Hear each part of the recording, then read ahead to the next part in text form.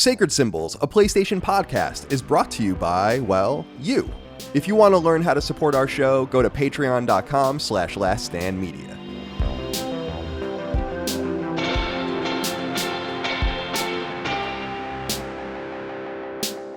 Greetings and salutations. Welcome back to Sacred Symbols, a PlayStation podcast. This is episode 153. I almost flubbed that.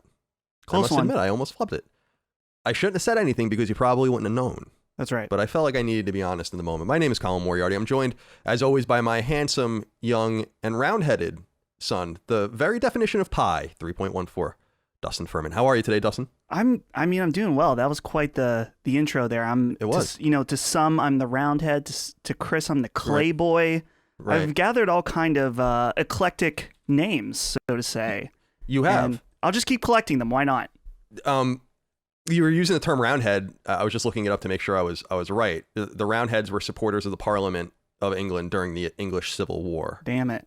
So, that's good. Actually, that's not bad because you were against the crown. You were for Cromwell, Wait. I guess. So, okay. Just wanted to throw that out there. That's what scratched something in my my weed-addled brain. Now, Chris is MIA this week, dealing with some things, so he'll be back soon, no doubt. This actually was going to be an interesting episode, Dustin, for a different reason, because when I was thinking about it, I actually had noted to Micah when I was walking around, like lumbering around yesterday, early in the day, I was like, I don't even know like what happened this week that's even notable. I'm gonna have to go read and get really into the weeds, and maybe we'll do something about E3 or some other special episode, because it just doesn't seem like everyone seems to be very quiet right now. And that ended up being totally false, because mere hours later, I would say a half dozen different interesting stories from PlayStation World all erupted from the source itself, Sony. And so we have much to talk about this week. Are you excited? I am excited. It's there's the energy, the pre-E3 energy in the air. I mean, obviously E3 is very different this year as it was last year, but like right now, I know it's not PlayStation, but there's a lot of rumors about this Switch Pro. A lot of people think, we're recording on Thursday. A lot of people are like feeling like it's getting announced today or tomorrow. And, E3 just listed all of their conferences. And so we are going to be eaten very well very soon. Yes. So I don't know. And we got to confer with Chris too, because I'm not sure what his plans are outside of a normal episode of the show. But I'm thinking, I don't know how we're going to do this. I wanted to kind of get input from the audience, and that's why I put in our planning document E3 plans with a question mark. Because What I think we'll do next week for Sacred Symbols Plus, so for the uninitiated, of course, we put this episode out each and every week. You can get it 3 days early and ad-free on the world's biggest and most supported games podcast, Patreon, patreon.com/laststandmedia. Thanks so much for that. And we do an exclusive episode only for Patreon every week called Sacred Symbols Plus, beginning in July, because you guys are supporting us so much. We're going to be rolling out 2 of those for patrons every week. Last week we did something totally new. Dustin and I sat down on Discord. On our Discord, we have like a couple thousand people over there, a few thousand people. Yes. And we and once you connect through Patreon or whatever, and we took live call-ins, and we made a Sacred Symbols Plus episode all about that. We had a lot of really insightful and interesting callers. In fact, you'll notice that there are cuts, but that's just because we had audio problems or the person wasn't connecting with us. We didn't cut anyone for content. No. Which is pretty remarkable. You guys did a really great job. People loved it. We called it Call In with Colin. We'll do it again. I'd like to do it with just Chris, with just Dustin. I'd like to see, you think Matt and Carrick would? I think Carrick does it on another one of his shows, doesn't he? I don't know about Carrick, but I have already discussed with Maddie that it is coming to Defining Duke Ultimate. Oh, soon. Cool. You've made that executive decision. That's your right to do as the executive producer. I did it. So that's excellent. We appreciate that. So anyway, I brought all of that up just to say that I think what we'll do for next week's episode, and again, Chris should be able to participate. I think we'll have to talk to him. Is we got to get our E3 predictions out there. So that will be the next episode of Sacred Symbols Plus, and then I think what we'll do is maybe just do a series of episodes about each conference as Sacred Symbols Plus episodes, which we will just make free for everyone after a couple days like we usually do. And then maybe we put all of those together into the episode 100 and whatever it would be, 54, 55. Okay. So I don't know. I want to be, because people want us to live stream. I don't want to do that. I don't I don't enjoy that. I don't think you don't get the best Colin. You might get the funniest Colin, and I know a lot of people want that, but you don't get the best Colin. You got to give me time to like marinate and let things wash over my body, my soul. So I don't want to do that. Are you going to do anything like that for E3? Because you know, all my employees and co-hosts are encouraged to do their own things on the side. A lot of that has to do with streaming. Are you going to do anything of that nature? Yeah, my plan, I will be live streaming as many as I can outside of, well, there's no Sony event. That's the thing. I'm drawing a line there. I'm not going to do any reacts because I want to save it. I want to save it for the big boy, you know, sacred symbols. Yeah. That big baby boy. But everything else, it's weird because I mean, the schedule just came out and there's still not even totally everything. So I don't even know. I haven't looked, but the plan is yes. It's weird. I think they're fun to do for me. I find them fun. It's weird though, because that's never how I would want to watch a press conference. But, you know, if there's demand for it, we can, you know, I'll provide. Yeah. I'm proud of you, your growth on Twitch. I dropped in the other day. There was a little bit of slander because... Dude, you had it was a very serendipitous. It was weird because when I see you're on there, I try to dip in and see if I can give you my Prime subscription, you know? Right. I'm not much of a Twitch viewer, but I come in and I'm not trying to be a dickhead, but I also don't like being there because then it becomes about me in some way. And it's not, you know what I mean? Like it's not my stream. So I feel like kind of weird being there, but I dropped in and I had just happened to have dropped in on your stream when you had made the erroneous claim that Twitch gave me partner status when I asked for it. That's not true. I actually went through the entire process step by step and earned that process. And what you might be confused about is that I was confused of why it was taking so long because I blazed through all of the steps. Remember, because you have to be like, you have to stream for 30 days and get this many cumulative people, and then you have to stream for 6. You know, and I was just like, okay, and then what happens is you get the offer, you get an email, and they're like, you can now subscribe, you know, like, or, you know, sign up to see for consideration.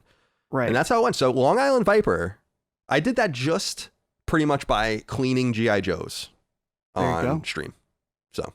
Yeah. Well, here's the thing, Colin, is that you've seen some of my streams. What the reality is, I'm a big shit talker on Twitch. I don't know what it is about it. Yeah. And most people know I'm joking. And it is funny though, because this has happened once with Maddie where I was talking shit about Maddie and then he pinged and appeared.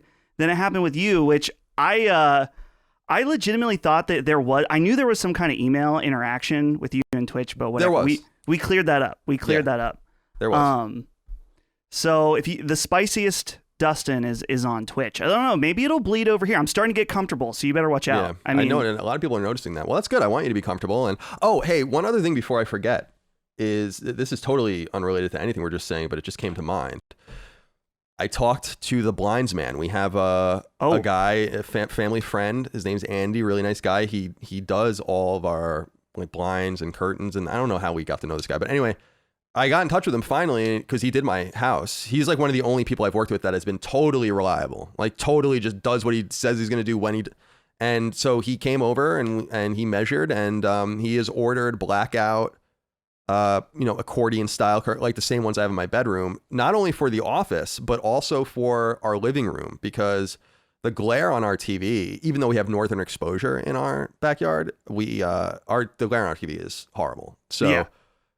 So it like makes it almost like unplayable in the daytime. So, because we have these big windows in the back. So just want to let everyone know that I'm not going to be playing with this camera stuff too much longer. It might be just a few more weeks now. Now, Colin, here's the thing though. When we were discussing video, I was like, we should maybe think about getting you a better camera.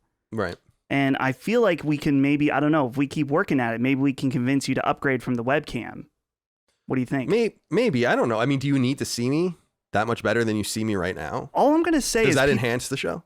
I think, I would say people want to see, the Colin himself in the highest resolution and clarity. Not in 720p or whatever I have going right now. Yeah. Well, people do. I have gotten some comments that like, why is Dustin's camera so much better than Colin's? It's kind of odd because he's, down in the lower quadrant. I'm like, well, I mean, right now my camera setup is ridiculous because I'm just using my main.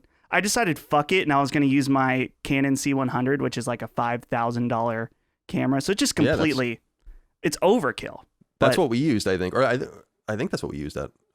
I think so. Kind of funny. Yeah. So, yeah, nice cameras. Yeah, I just have what is it, Logitech HD 1080p camera. Let's get you something nice at some point. I mean, let's maybe. We can consider it. I mean, whatever. It doesn't matter. Do what you want. Okay.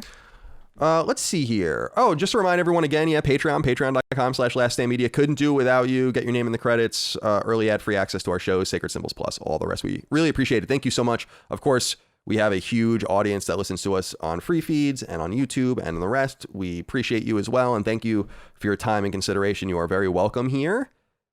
Nikolai Casio wrote in and said, 1 JRPG a month. Chris getting into Final Fantasy, Maddie stopping swearing, Colin playing that commie game. I don't have anything to call out Dustin for, but I'm watching him closely. Just wondering when someone is going to follow through on something. I'll buy another t-shirt when you do. I felt like this was an interesting comment. And of course, you can write in on Patreon to our show. We always smatter those inquiries into our programming. This is calling me to the mat specifically, I think. I didn't know Matt was going to stop trying to swear. That sounds unlikely. That's been reversed. Oh, okay. Already. It was like 1 week. That's you don't have to do that. And let's see. Yeah, so the 1 JRPG per month, you have to understand that I ran into the roadblock that was Dragon Quest 11, and it changed the whole trajectory of that plot. So you have to kind of be a little more forgiving, I think, and understand that things don't always go my way. Now, I am going to play that comic game. I bought it. I guess that doesn't really mean much, but I did buy it. So that's one step further to having actually played it. Colin, here's the thing, though, about the commie game that no one's pointed out. The most ironic thing of all. Yeah. I don't know. Maybe you know this. Yeah. It's a CRPG. I do know that. Oh, you do? Yeah, I do. So it's double then. I just feel like I have to prove a point. It's true. It is a CRPG. But I feel like I have something to prove. Because, sorry, I'm trying to turn on this other light here. See what I can do. You did it. It's like all cloudy today. It's all fucked up. Even more than usual. So I feel like with this particular game, what is it called again? The commie game? Disco Elysium. Disco Elysium, right. Yeah, so I went and bought it some time ago. I think when it was released really recently on PlayStation.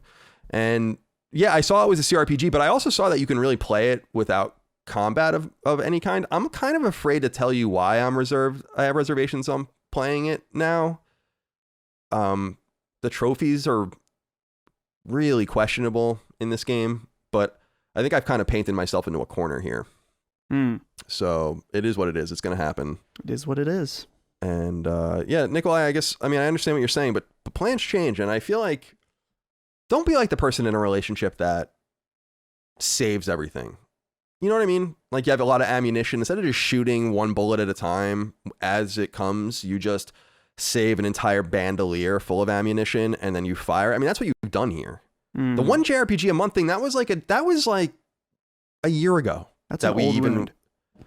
I feel like, yeah, exactly. It is an old wound. And Chris getting into Final Fantasy, we all know that's not going to happen. We all know that. It's okay. Like we can let him speak, but we all knew that.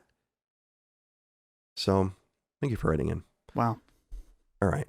I don't know if you saw this. There was a couple of small items I wanted to touch on before we get any further. Over on the PlayStation blog, there was a story written just a day or two ago, actually, as of we're recording this. It says introducing the EVO Community Series PlayStation 4 tournaments. So EVO, the fighting tournament, long-running fighting tournament, beleaguered fighting tournament, was purchased, as we know, by Sony in recent months. And they've announced their first Sony-run EVO tournaments here. They're calling it PlayStation Tournaments, which is pretty cool. And it's for Grand Blue Fantasy versus Guilty Gear Strive, Mortal Kombat 11 Ultimate, and Tekken 7. There'll be other games, I think, that are not featured. And I think others will also be in there, like Soul Cal 6 and Skullgirls and others. But if people want to go check those things out, they can. You can sign up and compete. And there's money on the line. I'm looking here, $20,000 global prize pool for one, $19,000, $35,000. So go get your cheddar. Go get your cheddar. And I didn't know if you thought anything about this, but Hollywood Reporter is reporting that Merle Dandridge is playing the same character, Marlene, that she played in The Last of Us in the live action series. I'm looking at a picture of her right now on the site. You can totally see the resemblance. I'm curious what you think of this, because I kind of like this sort of touchstone where there's one connective tissue between the two. How do you feel about seeing her roll in here with Pedro Pascal and what's the chick's name that played Bella? Can't remember. Oh, look, go ahead. Yeah, I think it's cool. Yeah, I like that there's some crossover. I'm looking at this. Oh, Bella Ramsey is her name. I'm sorry. I'm sorry. Go ahead. It seems like this actress she has some TV credits already. So she's actually already a mix of TV and video games. That actually seems like a perfect fit. I've always wondered, like, what if you just did the live action and you used all the same voice actors? Obviously, it wouldn't work in every scenario. Like, could Nolan North pull off being Drake in an Uncharted movie? I don't know. It would have to be a different type of because he's older than Nathan Drake is. Yeah, right. Definitely. Unless we see an older Drake in the future, but yeah, definitely. Like Drake had kind of his age had kind of stayed flat. It seemed like. I'm not really sure how much time is between the Uncharted games. So I'd have to go look. Please don't write it in because I don't care that much. But at some point we'll figure that out. But yeah, we'll see what happens with that HBO series, and I'm sure we'll cover it when the time comes. We do have to figure out what we're going to do about that. It's almost like a different look for our I don't know, our podcast network. I feel like with doing 2 episodes of Sacred Symbols plus a week, maybe during that 10 episode run or whatever, 1 episode a week is just a review and discussion of the show. I don't know, something to think about. Yeah. Finally, before we get into what we're playing, Collier wrote in and said, "Look, Fat, do you guys ever wonder what people are doing when they're enjoying the content you put out? They may be shitting, shaving, or shagging, but me, I'm feeding sharks. I care for a large aquarium, which is home to several species of sharks that are fed twice a week. It just so happens one of those feed days is when you release Sacred Symbols. So I have the sultry tones of you lot in my ear as I deliver fish carcasses to their teethy end. What's the strangest thing you've ever imagined or heard of someone doing while enjoying your content? Thanks for everything. And next time you say something stupid about animals, just remember I'm judging the shit out of you." Thank you, Collier, for writing in. I don't know that I make many ignorant comments about animals. I'm sure I have. I contend, for instance, that I would beat the living shit out of a goose. Just absolutely murder it. Kill it. I would take it by its long, stupid bird neck, and I would just squeeze the life out of it. Right. And I don't think that that's untrue, but maybe we'll find out. Maybe we won't one day. Dustin, what do you suspect people are doing? Because I like thinking about this a lot, and we talk about it a lot. I always envision a delivery driver. I always envision a carpenter, a landscaper. Of course, there are white collar people that listen to us too in the background as they do. But for some reason, my heart's always with the blue collar people. Sure. And so I'm thinking about them. What do you think people are doing out there when they listen to this program? Well, it's interesting to think about, because there was once just a few years ago that I was listening to this program while I was editing a dance recital or even filming a dance recital or something like that. It's just like you're, bored out of your mind. They're dancing to a Lady Gaga song. It's the hour 3 of 4.5 and you just want to leave. But all you've got is this podcast that's getting you, through it.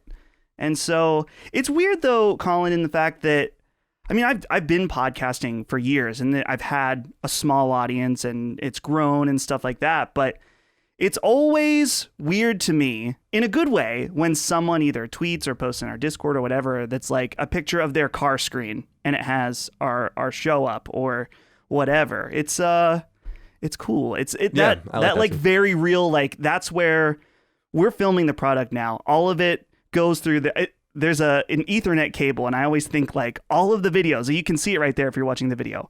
All of the videos go through that cable and then to the thousands out there. And it's cool to see where the end product ends up. That's very deep. Yeah. I feel like you've been reading Immanuel Kant or something like that recently. And yeah. one of the great Enlightenment philosophers, of course.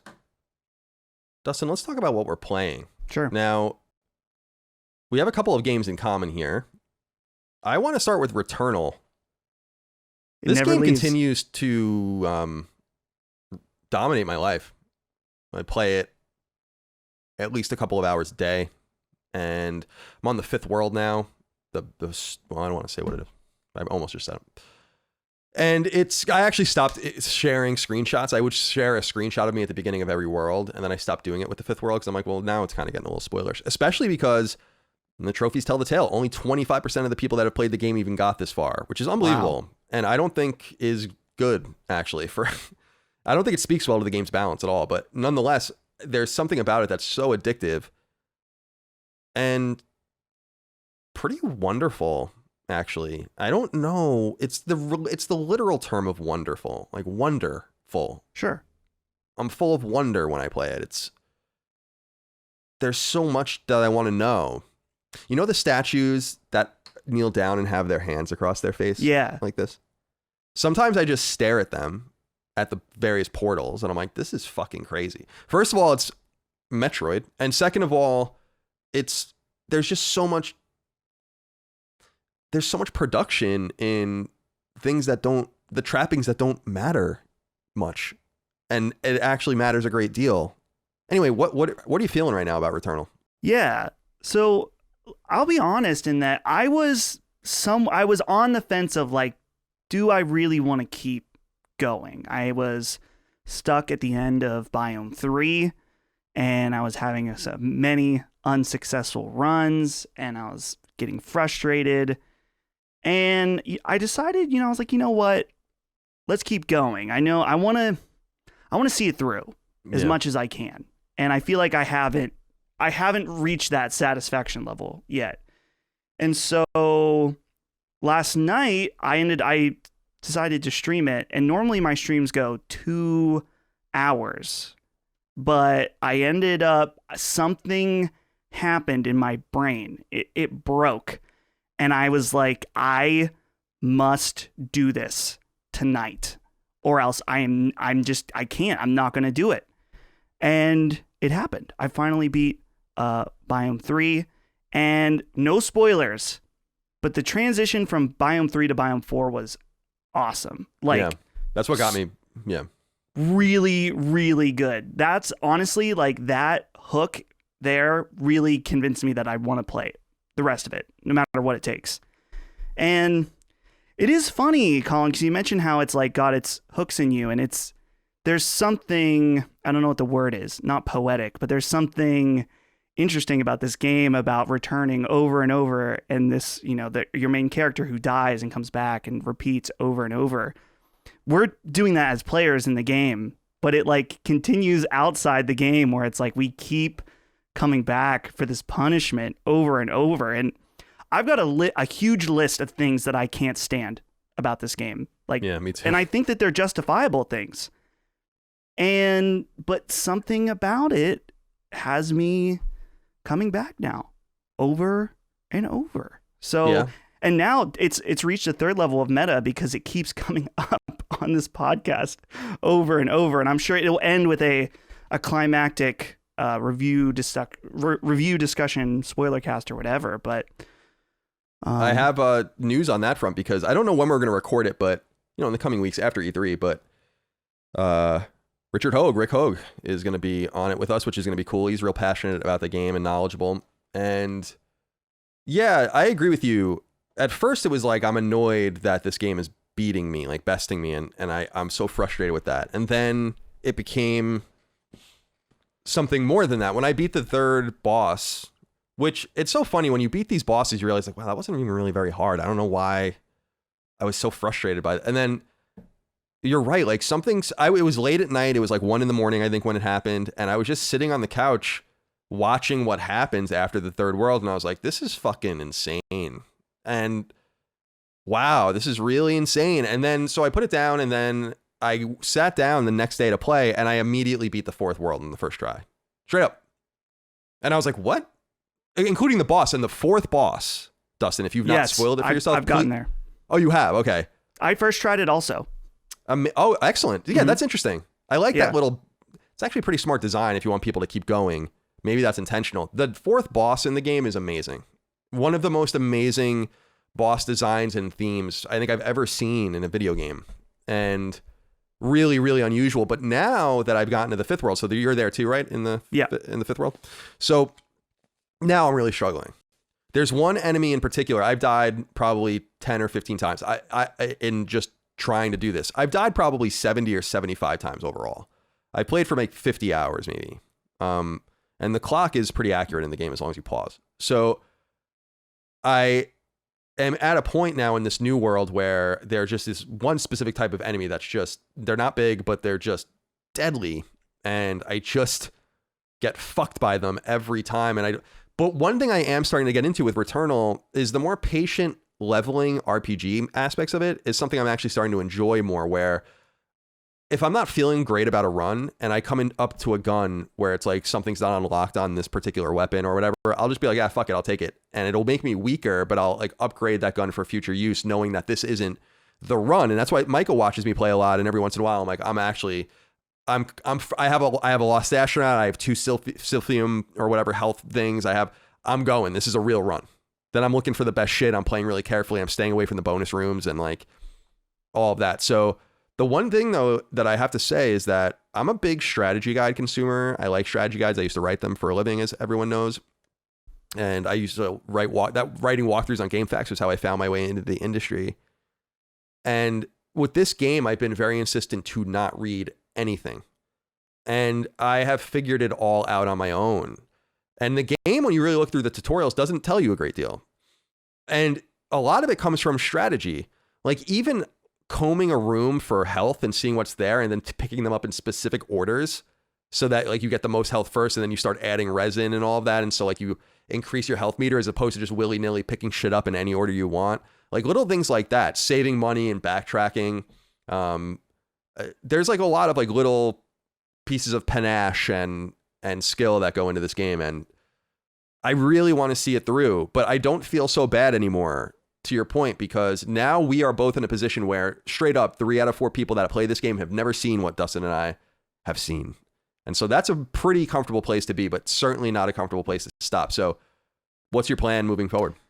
I think I may just keep it as my stream game. What's nice about the stream game is it forces you to like really sit down. You're not looking at your phone. It's 2 hours straight. And I found I think that's what really helped me like replay and go back and play all the old Dark Souls games.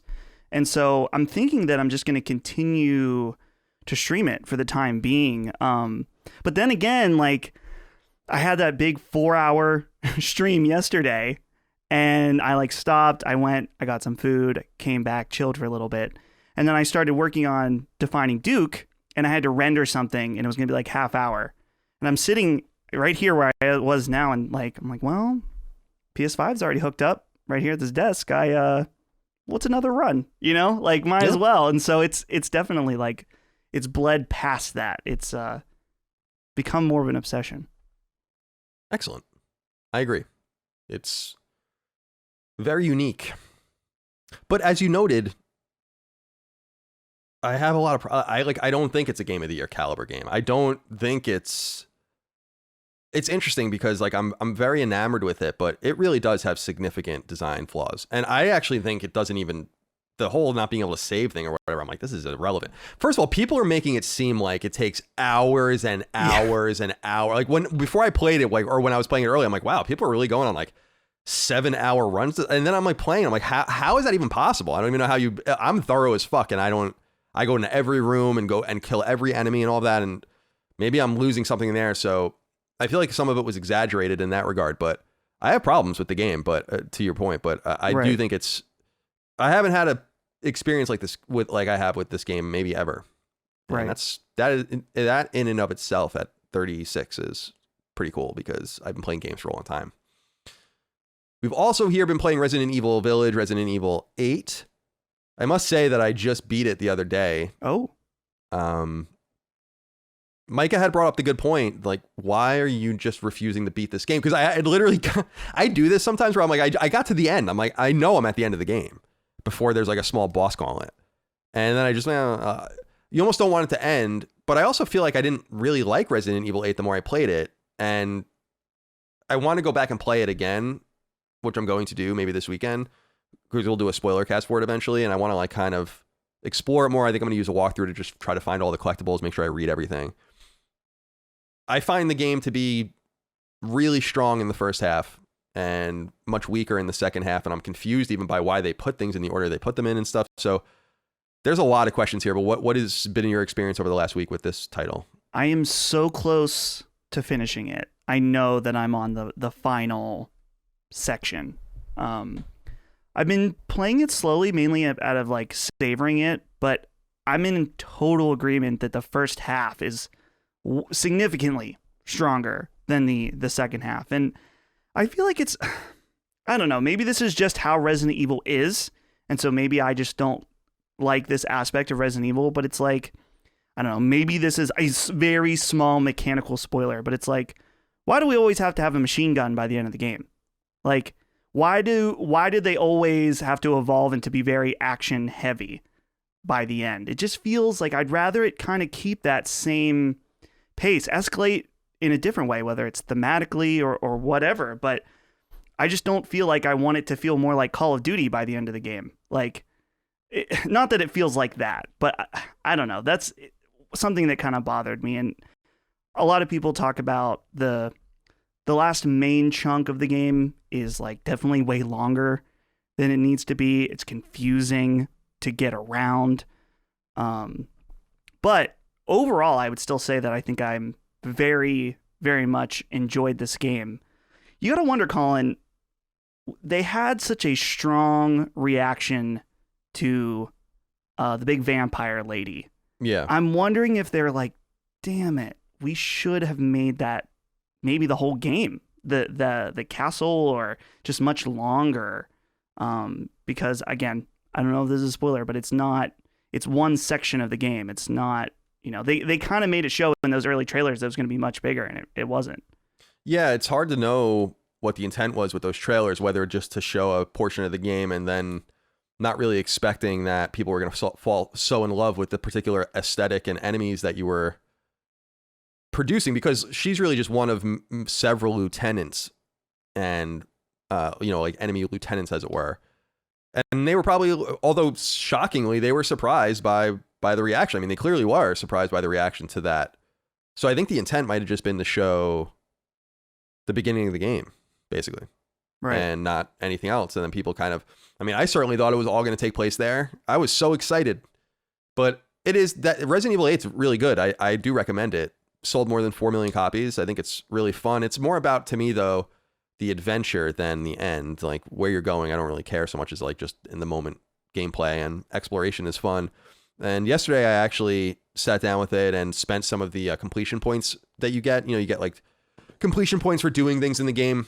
And so I bought like a few just new guns and stuff that I can use in the campaign, but I also unlocked Mercenaries mode. And Mercenaries mode is kind of neat. It's kind of like its own little horde mode type score attack thing. There are trophies attached to it, so I was kind of, I don't think I'm going to platinum Resident Evil 8, but I was just kind of playing around with the idea of doing that. But I must say that I did download 2 other games that I think I'm going to start playing soon. Waiting for Ratchet anyway. One is I downloaded the Outer Worlds, and I bought the DLC packs because I didn't own them. So I just bought the season pass.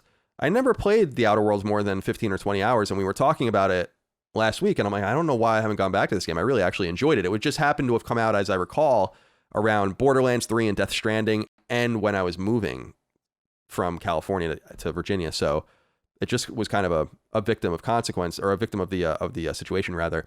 And then the other game that I bought sight unseen was Necromunda Hired Gun. Oh. The game looks really cool, but in reading about it, it's not getting great reviews. And in reading about it, it seems like it's in dire need of a performance patch. So it sounds awesome, and I think it's going to be awesome, but I'm going to just give it a little bit of space for them to sort it out. And again, very annoying that they would even release games like this. There's no real, I mean, there's heavy demand for games right now, but there's no demand for broken shit. Have a little self-respect. And then the other thing that I'm playing right now is just Rainbow Moon. I'm playing that at night on Vita. and enjoying that. Just a slow JRPG grind to occupy my time. I've always wanted to platinum that game, so that's kind of what I'm going for.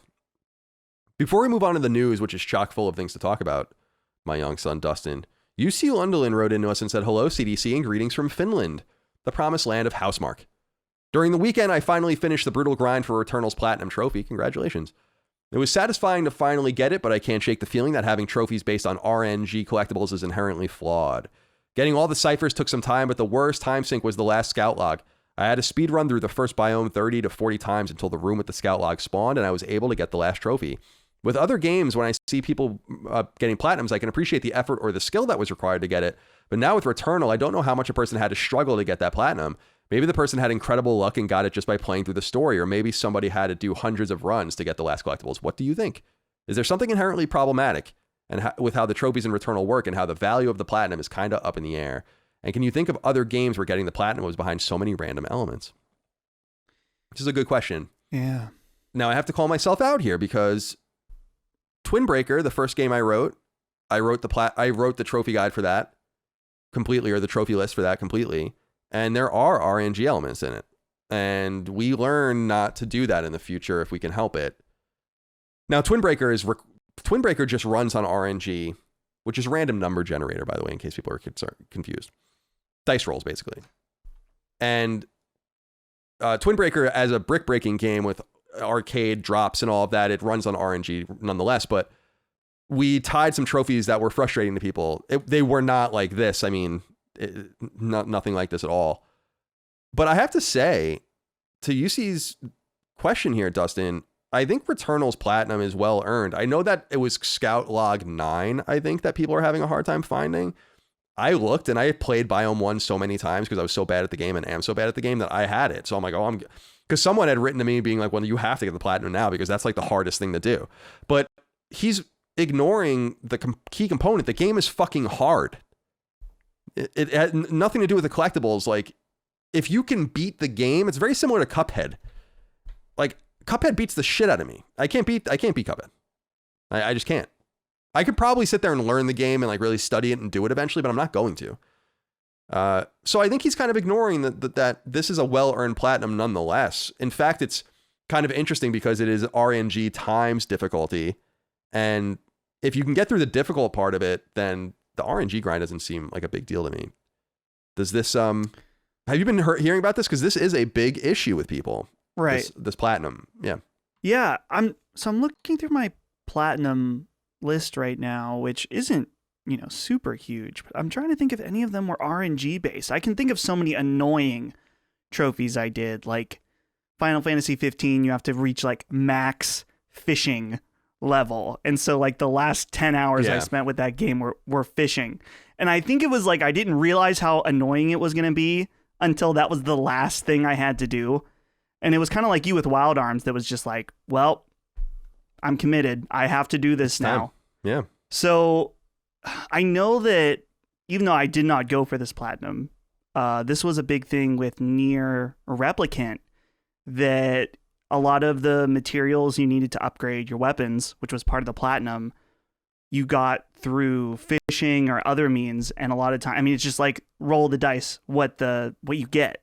Right. And so, yeah, that's like, to me now, after doing trophies that annoyed me, if I even get a whiff of something that sounds too grindy or annoying or whatever, I just am like, no, I'm not even gonna go for it.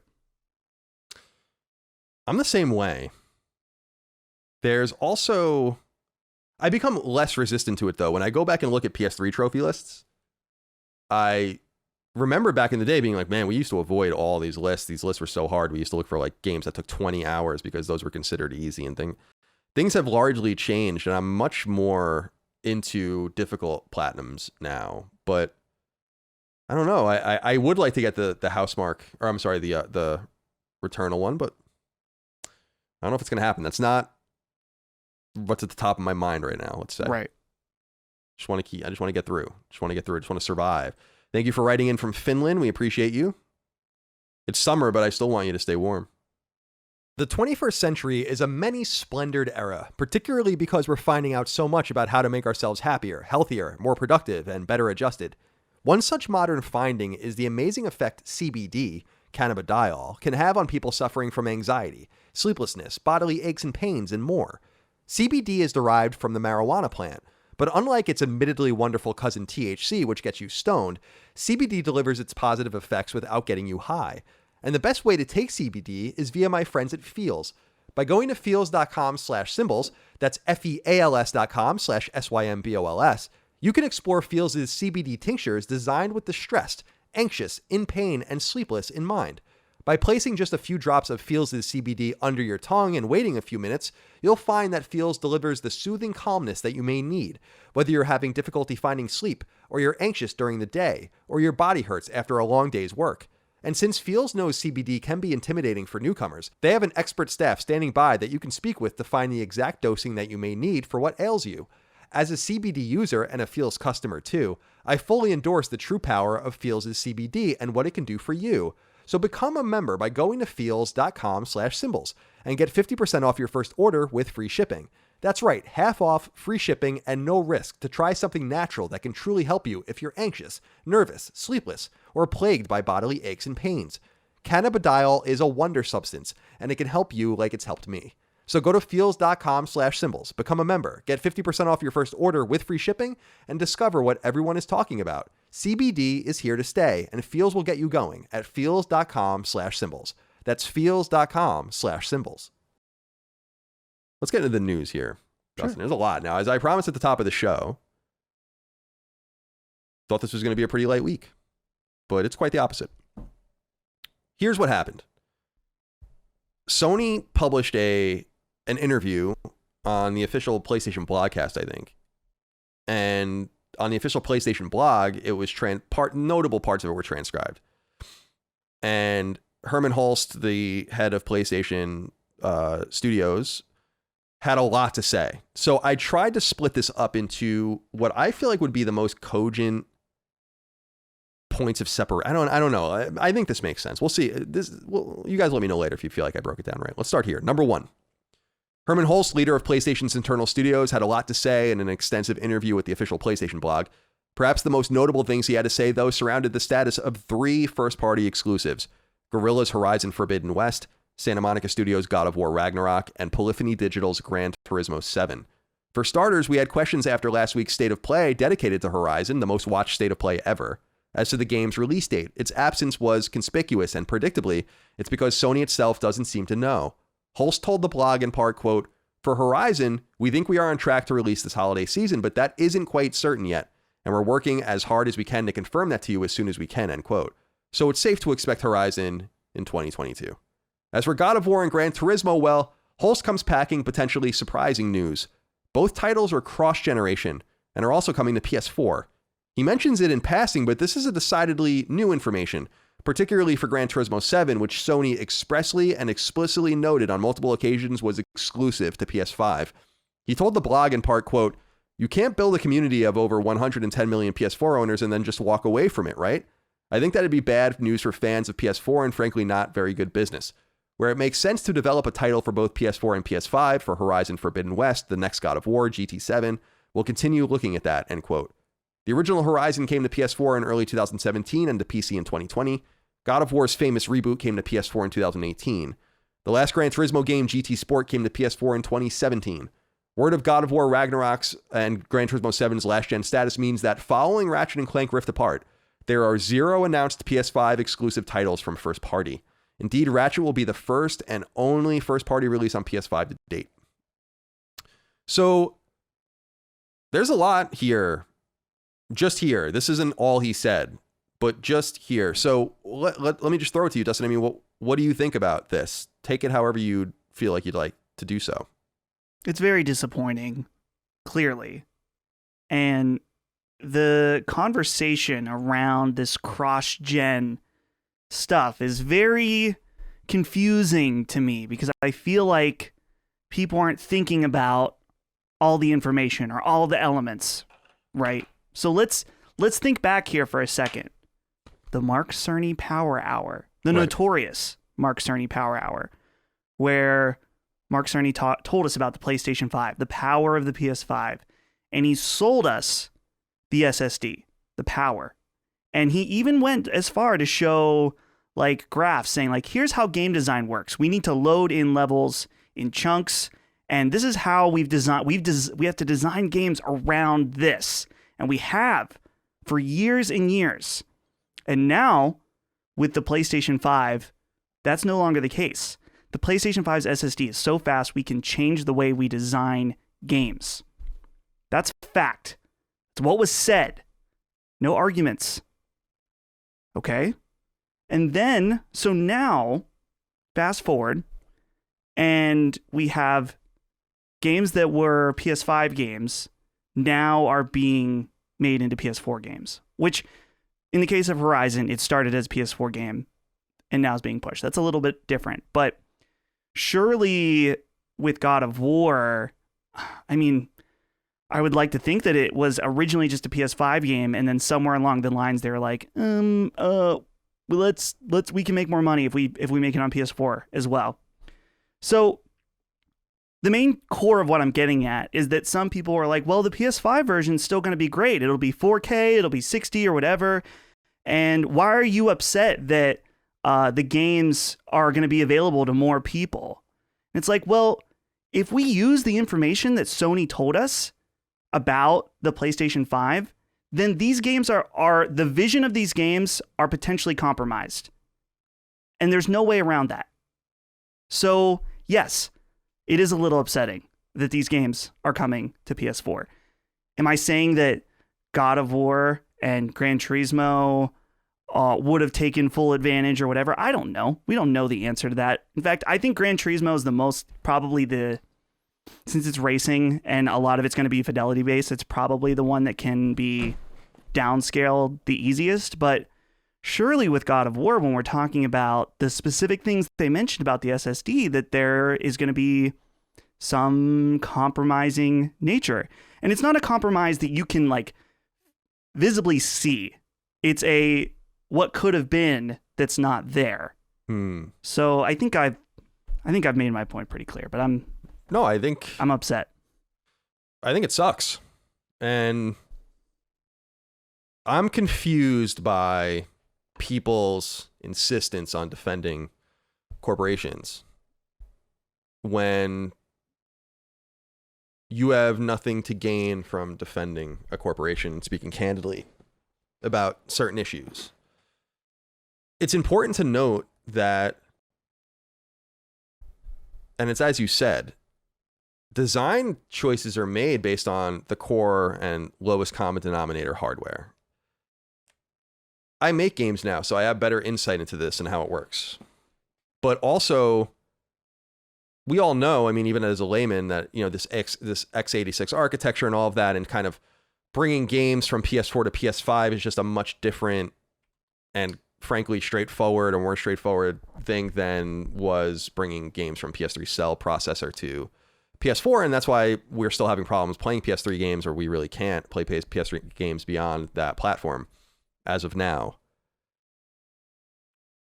If you have a God of War game and you need to let the PS4 load an area, what you might do is put a corridor between two places, a hallway. And you don't need to necessarily do that now on PS5. So I guess what I'm saying is, in as rational a way as possible to just kind of get through to people, is if you think that there is no downward pull on a game being built on last gen hardware for the current generation, just because it's easy to bring the two games between the platforms and then polish, you're wrong. Because it's not that trivial.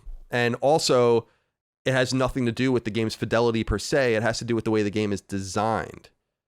Ratchet and Clank can't come to PS4. That's what they tell us, and I believe them, because it was literally designed for the PS5. What is God of War doing that took advantage of the PS5? And as I've read, and as I understand, the Gran Turismo 7, and I think I read this on Video Game Chronicle first, the Gran Turismo 7 decision was made recently. So to your point, it doesn't seem like it's all that big of a problem for them to bring a game backwards like that. But to your point as well, these are racing games. They have straightforward intent.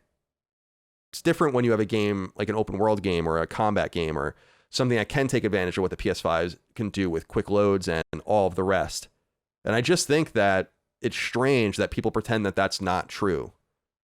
That's just one of the many problems I have, and I have a whole list of things that we can talk about here from the audience that will allow us to touch on different things. But I want to say that at the top. I just think that it's totally dubious to argue the contrary. Because otherwise, we don't need PlayStation 5. This is what I was saying. I mean, you really don't need PlayStation 5. I kind of am more certain than ever that they should have just waited, allowed supply to catch up, allowed games to be built. I mean, if you're just going to bring games to PS4 anyway, what's the big deal? I mean, it goes both ways. That's why the argument doesn't really make any sense. You release this console, but the biggest games, the thing to remember is we have Demon Souls and we have Returnal and we have Ratchet. Great. From the first and second party that are exclusive to the console. But 3 bigger games by an order of magnitude are Horizon, God of War, and Gran Turismo, which each of them will sell more than those other 3 games combined times 2. So it's also not only that some games are going and some games aren't, Dustin, but rather that the biggest games, the most presumably ambitious games, the games people are most excited to play, not surprisingly, are the ones that are going to be held back. And I just want to reiterate that in some different ways, they will be held back. I am less worried about Horizon Forbidden West because I reported last year to you guys, I told you the game was a PS4 game. It was only a PS4 game. They are bringing it to PS5. That game is not going to suffer, but I'm questioning the decision making here. Colin, I've got a little stat for you in the audience that I just cooked up. Yeah. It's worth considering with some people want to think about the difference here. The PS4, the hard drive, it uses a mechanical hard drive, according to Tech Radar, around 100 megabytes a second. That's how fast it is. 100 megabytes. Okay. The PlayStation 5 SSD, 5.5 gigabytes. Okay.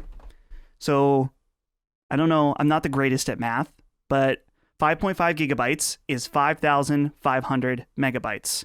Divide that by 100, you get 55. So the speed of data transfer is 55 times faster on PS5. I'm not a game developer. I don't, claim to understand anything like that. But to me, that's not just a small gap in speed. That is like a huge, that's an ocean difference. So I exactly. And that's why I don't understand how people can be like, well, it doesn't matter, and it's like, what?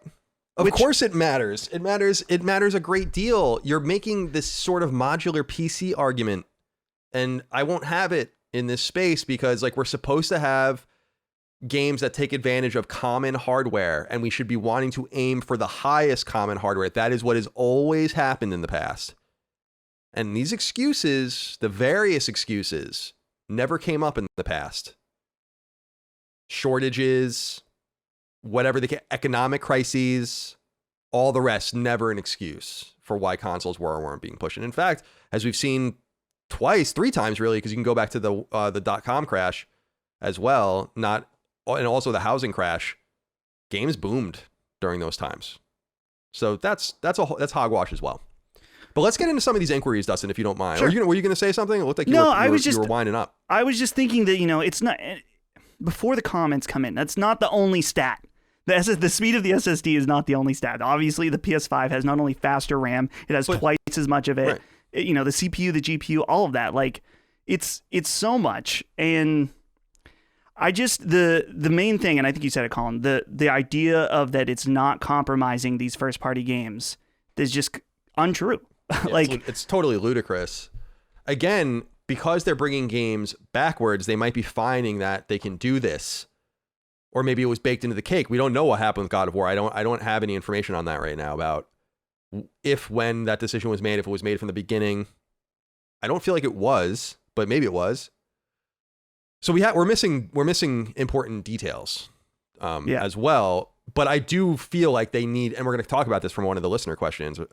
They need to cut the tether at some point, or it's going to be harder and harder to justify why people are going out and buying this console. And I do feel like people have gone out, and many people have gone out and purchased this console kind of under false pretenses in anticipation of games that are not. There's certainly someone out there that bought it for Gran Turismo. There's certainly someone that bought it out there for God of War, etc. I don't know. Let's see what the audience has to say. Justin Shirey wrote in and said, "Hello, my boys. My question is a fairly simple one.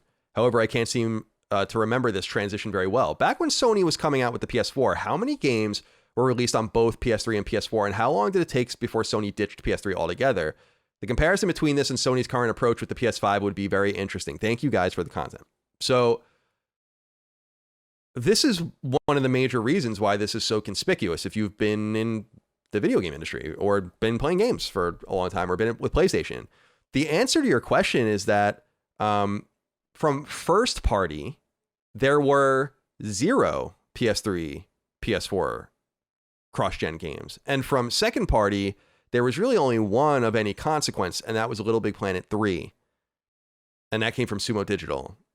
So this wasn't something that was happening. When PS4 launched in 2013, it launched with Killzone Shadowfall, it launched with Knack, and then the following spring, Infamous Second Son came out, and so on and so forth. Then we went into 2015, early, later that, actually then you got like Bloodborne, The Order 1886, Until Dawn, etc.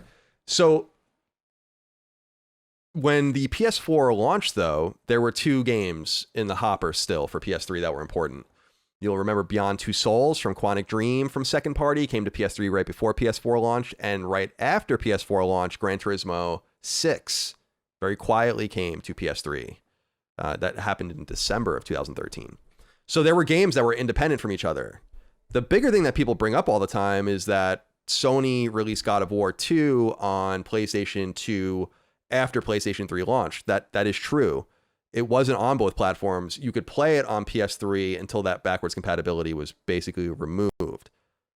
The answer to this question in an overarching way, Dustin, and it's important for people to remember, is that outside of the show, San Diego's old NBA series, and some very limited like indie examples of ports like Resogun going backwards and all that kind of stuff, this isn't the way Sony operates on a first or second party basis. And in fact, and I said this, Miles Morales is the first party game to be cross generation. It's never been a thing that's ever happened, ever.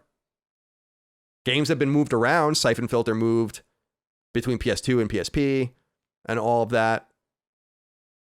But when PS3 launched in 2006, Resistance Fall of Man was a PS3 exclusive. It wasn't on PS2. Killzone was a PS2 game. Killzone 2 was a PS3 game. I was wondering if perhaps the God of War Ragnarok separation was going to be similar to what we saw with Killzone and Killzone 2 rather. But it's important to note, and whether it's relevant or not, Dustin, and you can tell me if it is, this is new. This is new. This is not the way things have operated in the past. Again, Miles Morales is cross-gen, right? Ratchet and Clank isn't. Horizon is. We don't really know what else is or isn't after this, because we also don't know of any other games after this, by the way. And I'll reiterate, I mean, it's not maybe cause for much concern, but we don't know of any. So listen to this. Let this sink into your heads, guys. We don't know of any first-party PlayStation 5 exclusive games at all after Ratchet and Clank comes out. Ratchet will be, again, the first-party PS5 exclusive, the third PS5 exclusive of consequence from first or second party, and that is it. Then it wipes the whole whiteboard again, and now we just have PS4, PS5 games. I mean, does that concern you? I mean, because I'm not sure if I'm concerned about it. I'm just confused by that. I'm like, what is your plan? What is your plan? It's strange. So let's just play little devil's advocate. Why not? To think about Sony's motivation? Is it possible? This actually would be great for Hogue. A question to ask him is that they have such a large install base on PS4. They have a duty to their shareholders to make as much money as possible.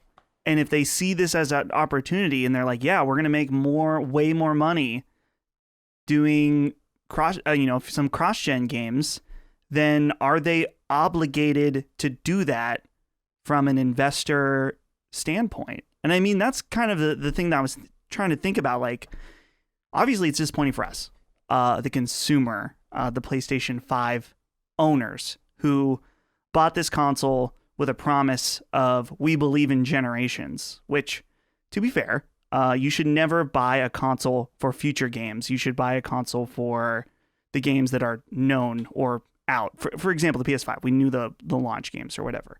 Sure. So I guess then, I mean, to summarize what I'm saying, should we blame Sony for making this as a business decision? Because surely, when I think about it, they will be rewarded for it financially. They will, but at what long-term cost? I guess what they're looking at is saying, like, we're selling all the PS5s we can make. We're selling more PS5s than we had PS4s out in the wild. Important to note. The whole, like, because he says, like, it's not smart business. That's what Herman Hulst says. It's not smart business. But why was it smart business to walk away from 80 million PS3 users when PS4 came out? Why was it smart to walk away from 150 million PS2s? And you did walk away from it. God of War 2 came out in 2007. You had some Sony London support with, like, iToy after that. And obviously MLB The Show went to PS2 for a long time. But PS2 was abandoned by first and second party when PS3 came out. Why weren't these excuses then? Everyone's like, well, there's a chip shortage. And I'm like, well, regardless of the chip shortage, they're making more PS5s than they made PS4s. So I don't care about the chip shortage. They're clearly navigating that very well. Very aptly. I mean, what more do you... I mean, I'm sure they would like to make more, but they're literally bragging about how they're making more PS5s than PS4s. So why would I give a shit if they're supply constrained? It doesn't make sense. Doesn't anyone realize that what they're saying doesn't make sense for PlayStation 5? This really does dovetail with what I was saying a few weeks ago with Sean Layden's parting words when he gave one of his last interviews, when he was talking about how games are becoming too expensive and that they really need to start internally focusing on 3-year dev cycles for 12-hour games as opposed to 5-year dev cycles for 50-hour games, and that they need to start making more money that way. And it seems like maybe that was some sort of canary in the coal mine of what their studio finances look like. Not to say that they're running in the red, clearly they're not, but that things are starting to bloat and that they need to sell. It is important for them to sell maximal units, not support the new console. That's a business decision, but it's a bad creative decision, and one that has never been made by PlayStation ever, and very rarely made by other platform holders as well. Think of Nintendo. Think of Nintendo with 2 Zelda games in particular, Twilight Princess and Breath of the Wild. They cross-gen released those games because both of them took so long to make that they ended up getting moved to the next console. But they especially, and people will remember this with Twilight Princess, they completely underproduced copies on GameCube and acted as if it didn't even exist on that platform. Because they didn't want people. They were just like, yeah, okay, fine, GameCube, fine. And then they released the Wii version, and that's the one they kind of paid attention to. Is that what we really want? And by the way, those were launch games. Those aren't games that are coming out over a year later. Nintendo's not putting Super Mario Galaxy on the GameCube. It's just kind of strange. Like, you don't have to stand for Sony in this situation. They don't need it. We're allowed to make an observation that you're making poor creative decisions at the behest of maximizing profit, which makes sense for a publicly traded company. And I don't begrudge them making that decision, but it's something that needs to come up. I'm sorry, Dustin, go ahead. Well, here's another argument that I've heard that I do not agree with, but I think it's worth mentioning before the comments get to us.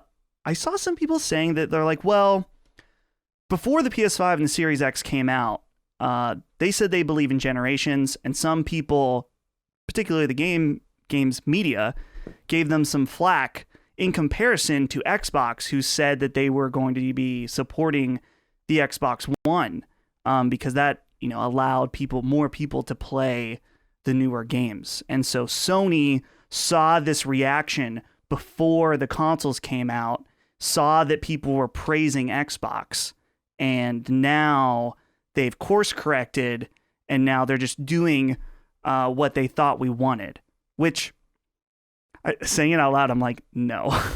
Because I do see that argument, because I did see people, notable people or whatever, games outlets saying that, like, praising Xbox for that. But I'm like, I just don't agree with that.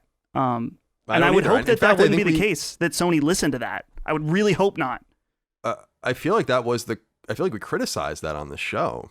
We did. No, I know. Yeah. So I'm saying, like, there's some consistency on our end for this, because you have to just walk away from the old consoles at some point. They're falling into a trap, I think, because they don't have, and we're going to talk more about their resources and the way they manage their resources, because I think Herman Hulst actually said some pretty interesting shit in here that I think is pretty questionable about the way they look at their resources. He's an interesting guy. I know Herman Hulst personally. He's a really nice man, but I've never picked his brain as an executive before. It's always been as a director, a creative person. So he says a lot that I want to get further into, but it remains true that we were concerned at one point during the PS3, PS Vita, PS4 Venn diagram, that and PSVR was kind of coming and all that they were splitting their resources in too many different directions. They still have a finite amount of resources, and now they're splitting them up again. Some are going to make PS4 games, and we'll talk about that. They're going to keep aiming for this console, and then PSVR 2's on the horizon, and etc. They're talking about supporting mobile games internally and all of this. This is interesting because we don't really know how they're managing these resources yet. So again, we're missing a lot of data, and it's a lot of conjecture on our part. But well, let me bring up this next question, because it allows me to speak on what I want to say next.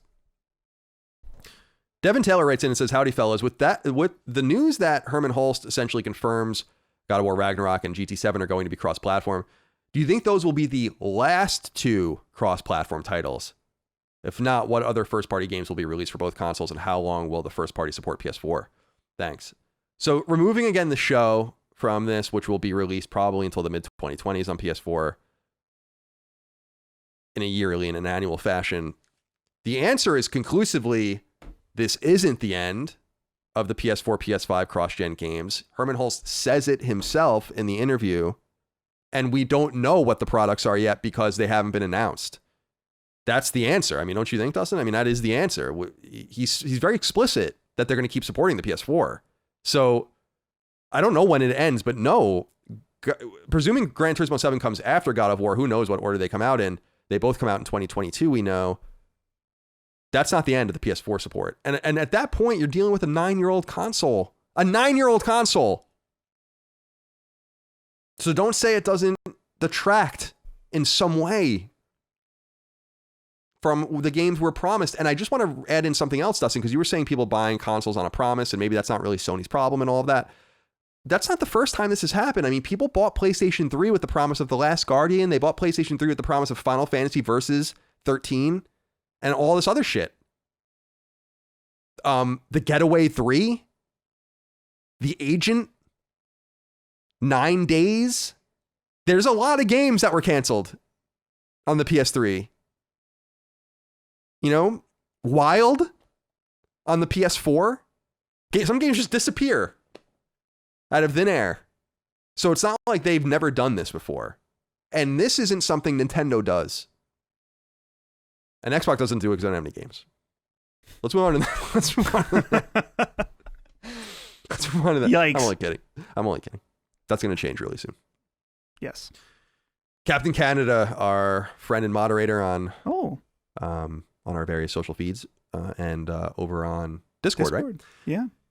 He wrote in and said, "Hey, Capitalist Colin, Communist Chris, and Democratic Dustin. Since the news broke regarding GT7 and God of War Ragnarok being cross-gen, I've been disappointed I'm sorry, I've seen a disappointing number, rather, of people defend Sony on this front. There are even apologists for Sony blatantly lying, having previously shown promotion footage of GT7 explicitly as PS5 exclusive. As Colin said, there are already more PS5s in the wild than there are PS4s when infamous Second Son launched. When do you think Sony will finally cut off the PS4 from flagship releases? Thanks for all your hard work to make Last Stand Media the best value subscription available. So this is a different question, and I really wanted to get your answer on this. We hear about Firewalk and Haven and these second-party relationships. It seems pretty safe that these games are coming to PS4. But I don't think that they're flagships. God of War is a flagship. Gran Turismo is a flagship. Do you think that that's the end of the flagship games? Are we going to see factions across both consoles? Are we going to see Uncharted 5 across both consoles? Or as far as first-party big tent poles?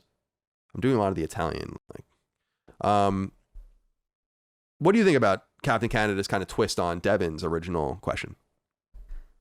I think maybe they don't even know right now. I'm wondering if the thought process is like, until we're going to keep making games cross-gen until we can safely or efficient, whatever, stock the PS5, until you can walk into a Walmart or Target and buy one. Maybe that's what they're thinking. Maybe not quite to that level, but because I mean, the PS4, I remember the PS4 was initially, like, during around launch, it became a little scarce, but it wasn't too long before they kind of caught up, and you could walk into a store and buy one. So maybe that's part of the thought process. They're like, we're selling so many of these, and clearly we haven't even scratched the surface on how many we can sell. But I would think Herman's words specifically were, we're going to continue looking at that. So I think it's definitely a possibility that it could be the rest of 2022 as well. I mean, you would hope that the demand and the supplies would be caught up by the end of 2022, but who knows? We thought that the shortage would be over by now. And it's, I mean, as far as a global, it's not anywhere near better. No.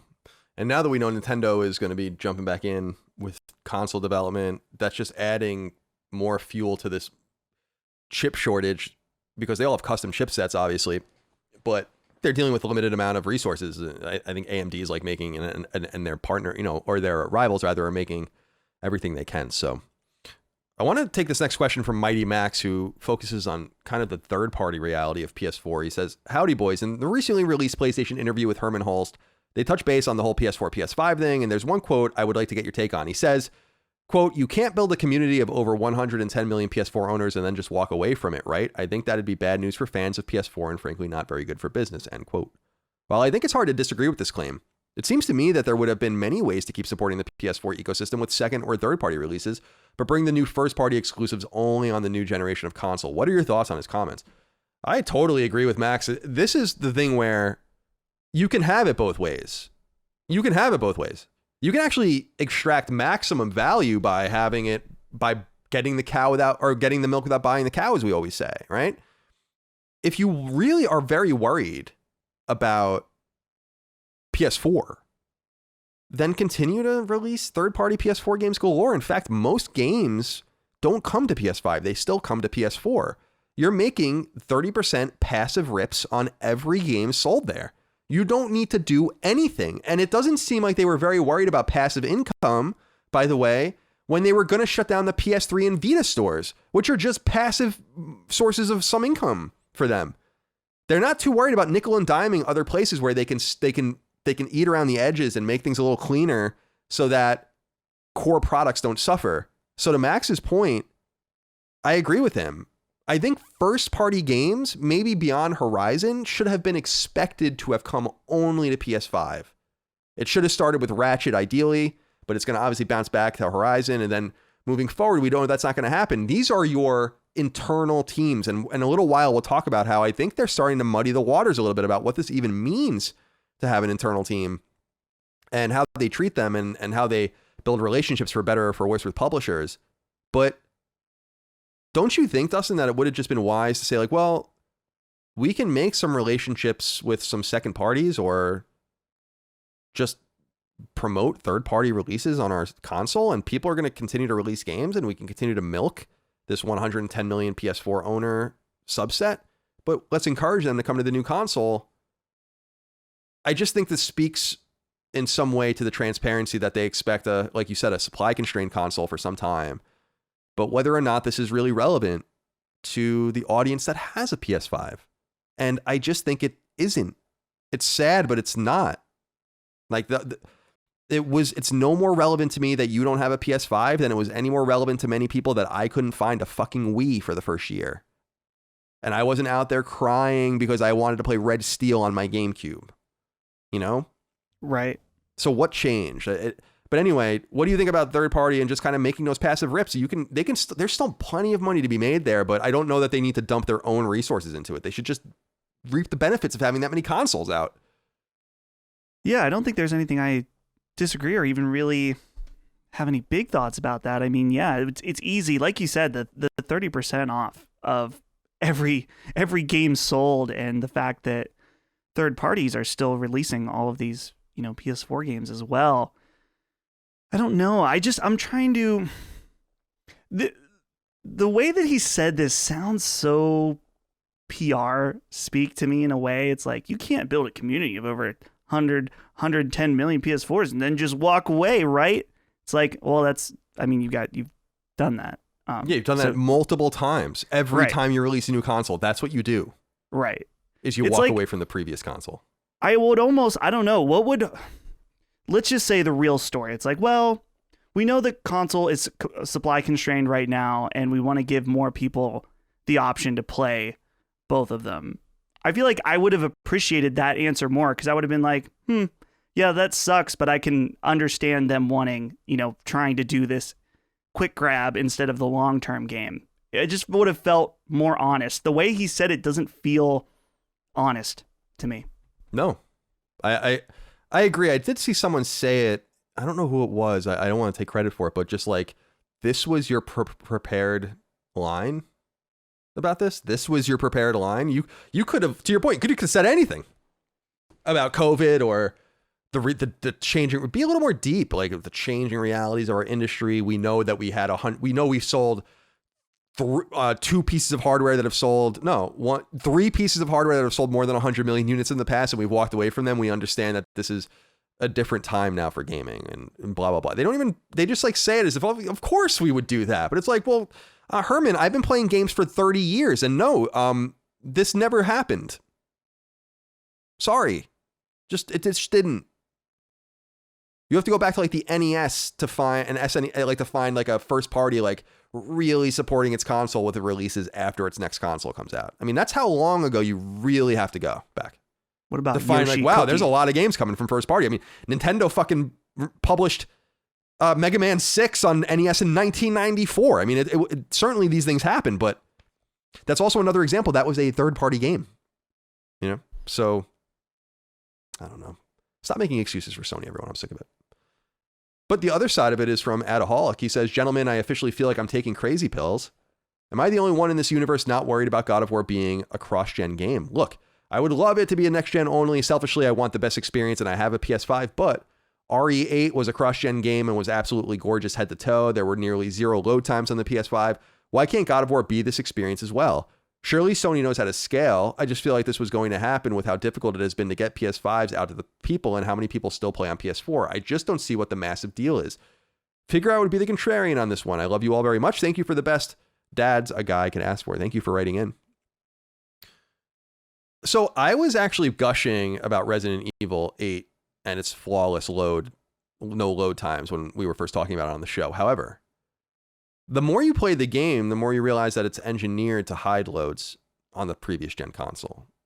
And I haven't played the PS4 version of the game, but there are long corridors. There are long elevator rides. There are things that would simply not need to exist if RE8 was a PS5 game. And in fact, if you were in Duke's elevator riding for 15 or 20 seconds, people would be like, why is this taking so long?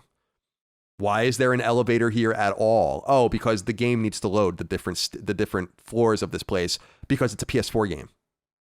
So yeah, it was awesome to play it in this open world, and I don't know how exactly it compares, Dustin, to the PS4 version, but the more I played RE8, the more I'm like, no, there are trappings here of hiding loads, of opening doors, instead of just walking through the door, of hitting the button. These are people have to look at design in a more acute way. These are things that are done to hide blemishes and make things load in the background. The reason Ethan is pushing open a door is because a cutscene is beginning. It's not because, but meanwhile, you bust through that same door later on, just into the room. So you have to look at the game like that. I mean, do you agree or disagree with Adaholic? Right, I completely agree. I think it's worth mentioning that God of War will be, I'm sure, multiple times better on the PlayStation 5. It'll look fantastic. It'll probably be, 4K, maybe 60 FPS. It'll have particles and all kinds of enemies, and I'm sure that it'll be, the PS4 version will probably be 30, 1080p, and maybe there will be, you'll see lower resolution textures or whatever. But again, it comes back to, without repeating ourselves too much, but the design of the game, the Mark Cerny Power Hour. Remember how much it was emphasized, how much loading was a factor in game design. It's huge. Right. We're talking, like I said, it's 55 times faster, the SSD from the hard drive. That can make a huge, huge difference on how your game loads in stuff, and or doesn't even need to, really. Yeah, and I also note that the SSD is predictably making games smaller.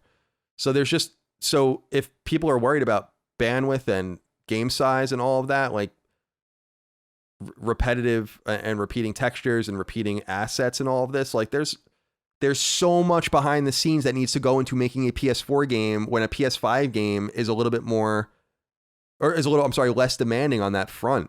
And there's just, Keith David wrote into us. I don't think it's the real Keith David. He says, "Hey guys, I'll get right to it. So I understand the argument that there are more PS5s out in the wild than there were PS4s at this time during its life cycle. However, I believe there is something we might not be taking into account, and that is the amount of scalpers that bought PS5s en masse so they could upsell them for profit. Sure, there are more PS5s out in the wild, but how many of those just belong to one of these assholes that ordered a ton of them that aren't being played by anyone at all because they have a $1,200 price tag on eBay? I was just wondering if you guys had any thoughts on this, considering the disappointing news about God of War Ragnarok coming to both platforms. Keep it up, boys." So Keith, I wanted to, or Mr. David, I should say, I wanted to bring this up because I have to nip this argument in the bud once and for all. Scalpers do not buy products and then wait to sell them at a lower cost. PS5s are never going to become more valuable than they are right now. So why people think that scalpers are going and buying consoles and then storing them away for indeterminate amount of time, when the price of the console on secondary markets is decreasing, makes no sense. I don't mean to be yelling at you, Keith David. I'm not yelling at you personally. But we have to stop this nonsense of making excuses that the scalping situation. Who buys PS5s and then says, you know what? I can sell the PS5 for $800, but if I wait for 2 months, I'll sell it for $600. What? I haven't looked, but I am sure the eBay price is going down. Let's look right now. Sure. Let's take a look. We have the power of the internet on our side here. I am sure that the delta is like this on that graph from the time it launched to now. Did I mention last week that I got another PS5? Yeah, you did. You gave it to your friend's dad? I got it for my friend's dad. So it is possible. There's still a lot going out. I know. I mean, I said that too, and I don't mean to be harsh on people, but I know people don't. It's about how much time you want to dedicate to this ridiculousness. I wouldn't want to dedicate. I've said before, I would have just bought a scalped console a long time ago. Prices are fluctuating around $800. Yeah. So consoles were going for more than $1,000, well over $1,000 at launch, and over $1,000 in the holiday season, and over $1,000 earlier this year. So why would you hold the PS5? If someone can explain to me why scalpers are buying PS5s and then just not selling them, I would love to know, because it makes no sense. Unless they just stop making PS5. One day Sony's just like, that's all the PS5s that exist. And those scalpers that held on to 14 of them are like, oh, see, I knew this moment was going to happen. And now I can sell each of them for $10,000. Thank you for writing in, Keith. Ollie G wrote into us and said, hello, boys. I feel like fake outrage is mentioned on the show a bit. I would like to file people being upset about God of War, Gran Turismo, and Horizon being cross-gen under fake outrage. I see comments like, no need to buy a PS5. You might as well scream into a hurricane, right? The hardcore like to complain, but the general public will not even understand. Personally, I feel indifferent. Should I feel upset or betrayed by PlayStation? Thanks for the awesome shows you guys do. So I wanted to speak to this notion of, is this just more hardcore noise that doesn't matter to players? Certainly the normal consumer that plays a few games a year is going to question why he would need a PS5. Let's say that there's a casual PlayStation fan that has bought all of the PlayStation consoles eventually. He buys a few games a year. Maybe he plays the show or something. And now he's seeing that these, for the first time in his experience, his more casual consumer experience, he's like, well, these games are on both consoles. Why do I need a PS5? I don't think that that's an unreasonable thing to ask. I think you should all be asking yourselves why you need a PS5. If you don't care about Returnal, Demon's Souls, and Ratchet and Clank, which is a high probability that you don't, based on the sales of all those games, then you don't need a PS5. Sure. And do you think he's right that it's kind of like histrionic, or do you feel like there's something to that? Because I do continue to say that I don't think you need this console. I don't think you should be fretting if you don't have it. I really don't think you should be like worrying that much, because you're clearly not missing very much. And after Ratchet and Clank, we don't know what you're going to be missing. Yeah. So, well, I think there's a few ways of thinking about this. I think that if you can't get one, you don't need to be fretting, as you said, like laying awake at night wishing you had a PS5. But I'm of the mind that I think a PS5, if you have the means to buy one and you want one, I think they're worth having despite the games, because of the quality of life improvements that your PS4 games will get. And just the system overall, the fact that you can browse the store. And yeah, it's lovely. I just don't want people out there, Dustin. I guess you're right. I like the PS5 a lot. I think it's awesome. Yeah, I have two of them, but I'm just trying to kind of allay people's fears out there, because I know that there's a lot of angst out there about this, and I know a lot of people can't afford to upcharge. $500 is a lot of money, nonetheless, asking them to pay a 50% premium to get it. And I'm not saying that people should or can or have to do that. That is an option. I also think, to Dustin's point, if you try really hard and are on the ball, you should be able to find a PS5 at some point.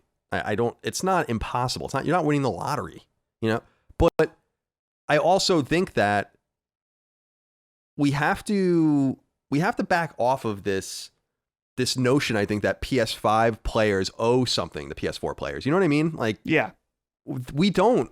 Oh, like, I don't want to say I own all of it, but PS5 players don't owe anything to PS4 owners, and we shouldn't be.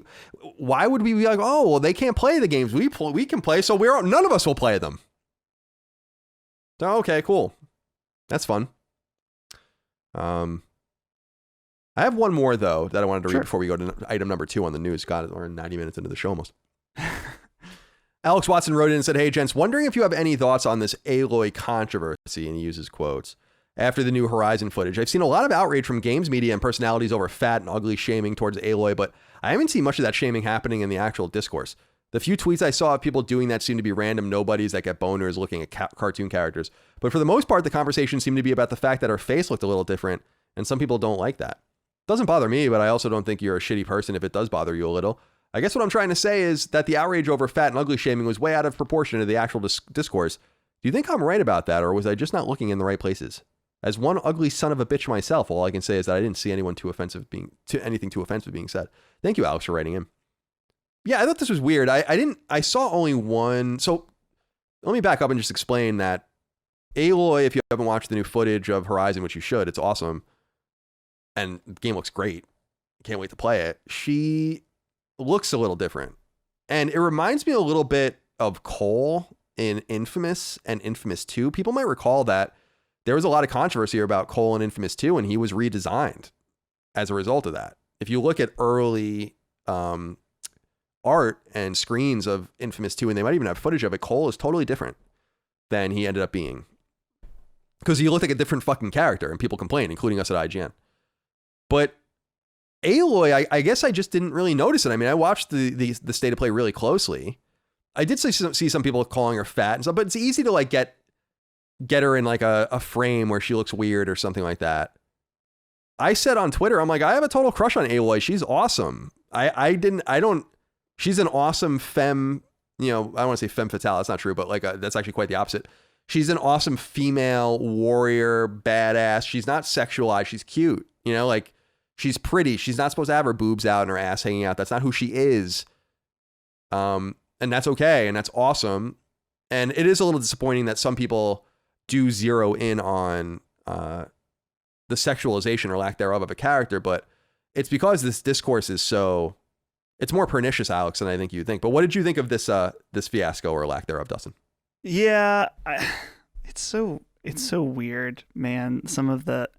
This is one of those situations where I can't tell which is the real thing going on. Is it the actual people that complained about Aloy is the main outrage, or is there outrage about the outrage that has become larger than the original thing itself? Right. The Twitter has a great way of amplifying that. So I'm looking at the images now because I found this whole thing so weird that I was like, is this even really like worth me watching and trying to compare? Like, she does look different, which my gut reaction is I feel like it would have been better to try to keep her look consistent. But again, I think you brought up a good point that like there's one specific shot that is being brought up over and over from the beginning of the trailer when you have the first person perspective of the guy that's like drinking all the water or whatever.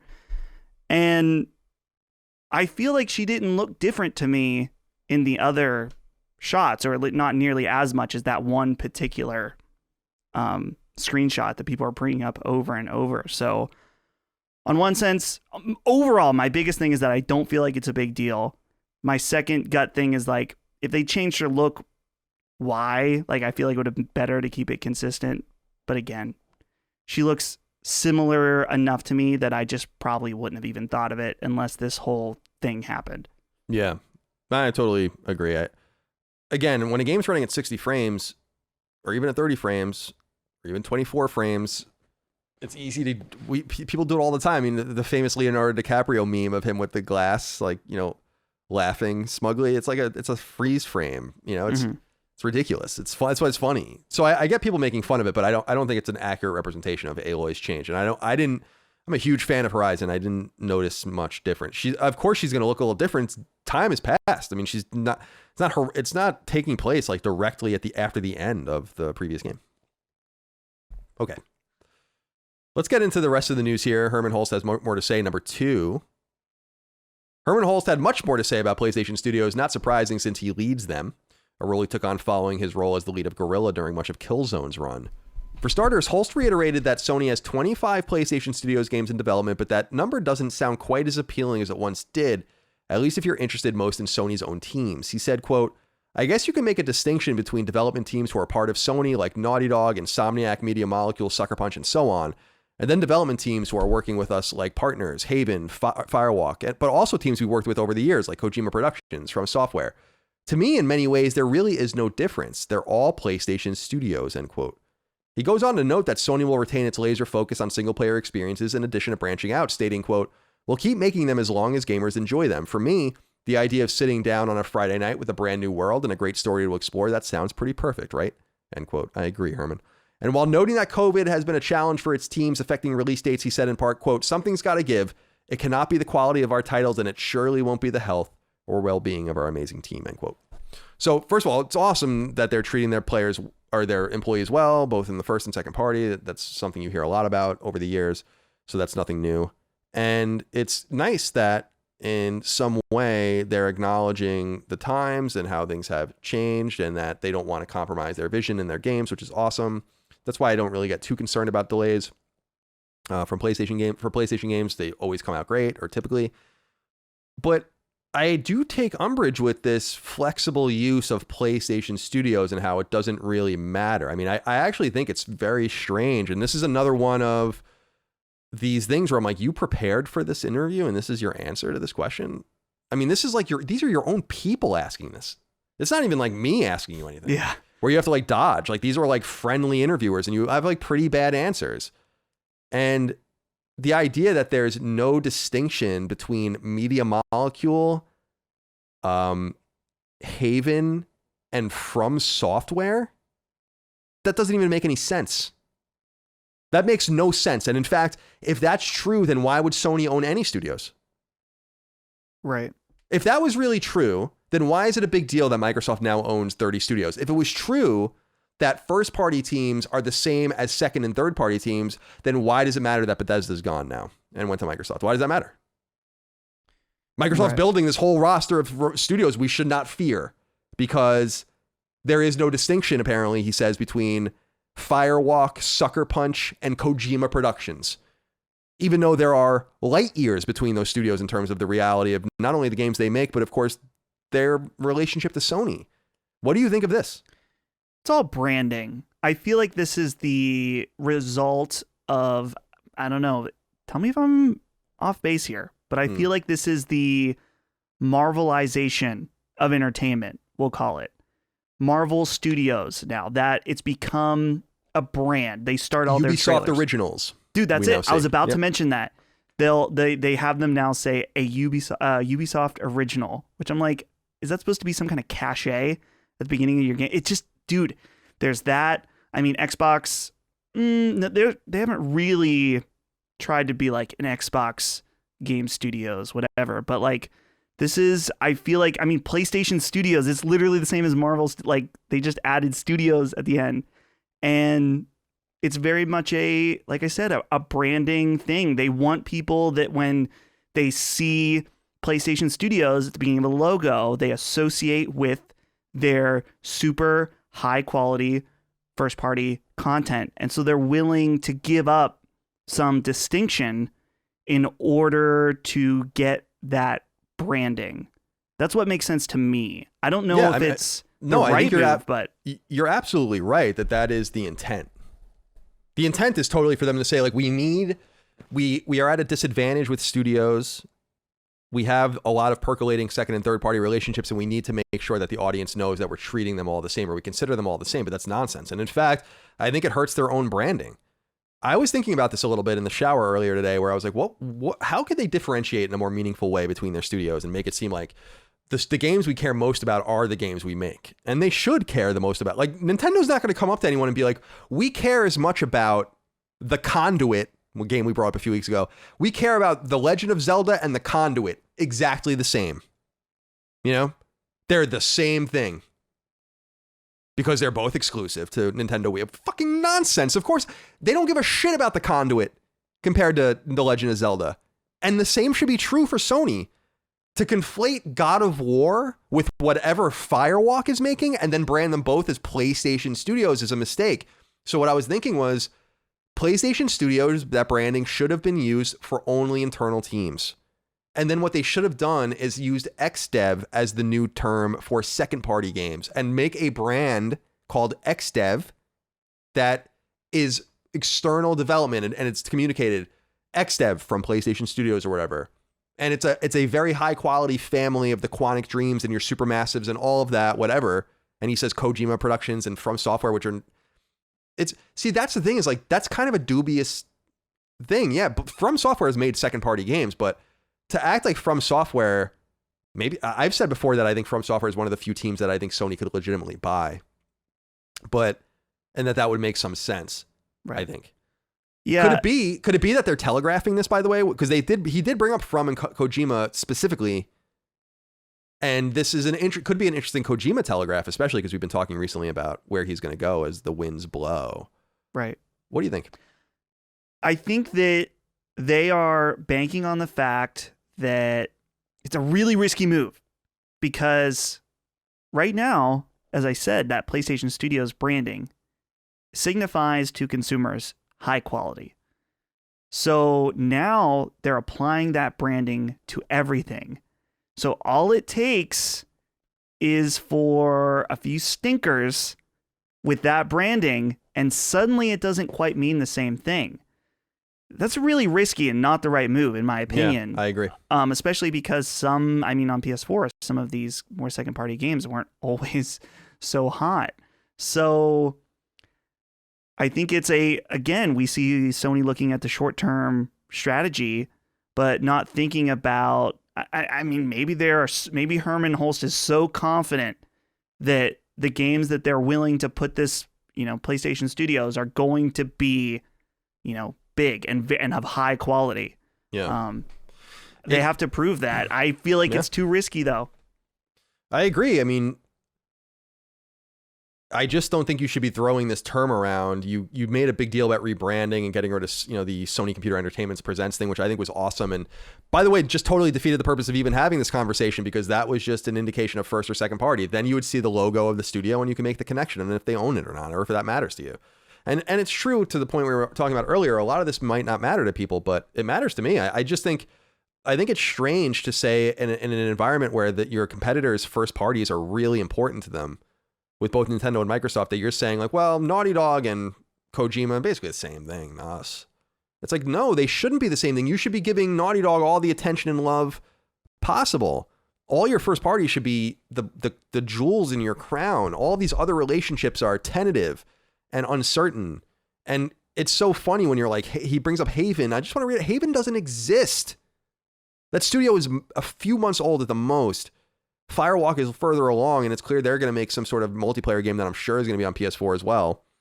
So I feel like I'm being very negative, and I don't mean to come off that way, but it's just like, come on, man. We're wanting more than this. I feel like a lot of this stuff just doesn't seem to be well prepared from the get-go. Again, just reiterating, the way they announced Haven, the weird Firewalk thing, and now this interview that's just kind of half-cocked, and it's like, what are you doing? What? Just go away. I don't even know if the thing I was kind of hoping was that they weren't going to say anything for a while. Like, let E3 go. Let your partners do the heavy lifting. We don't need to hear from you right now. So it's kind of like it almost actually makes me more excited for what their partners are going to say, because it seems like they've kind of shot their chambers here. So do you have any closing thoughts before we move on to the next item? No, I'm excited about the next item. It's feels positive to me. I think so too. Number 3, the final topic of import that Herman Hulst touched on in his interview on the official PlayStation blog pertains to Sony's future plans for releases on PC. When asked about PlayStation's future support of PC, Hulst had the following to say in part, quote, We're still early on in our planning for PC. Horizon Zero Dawn has been very successful.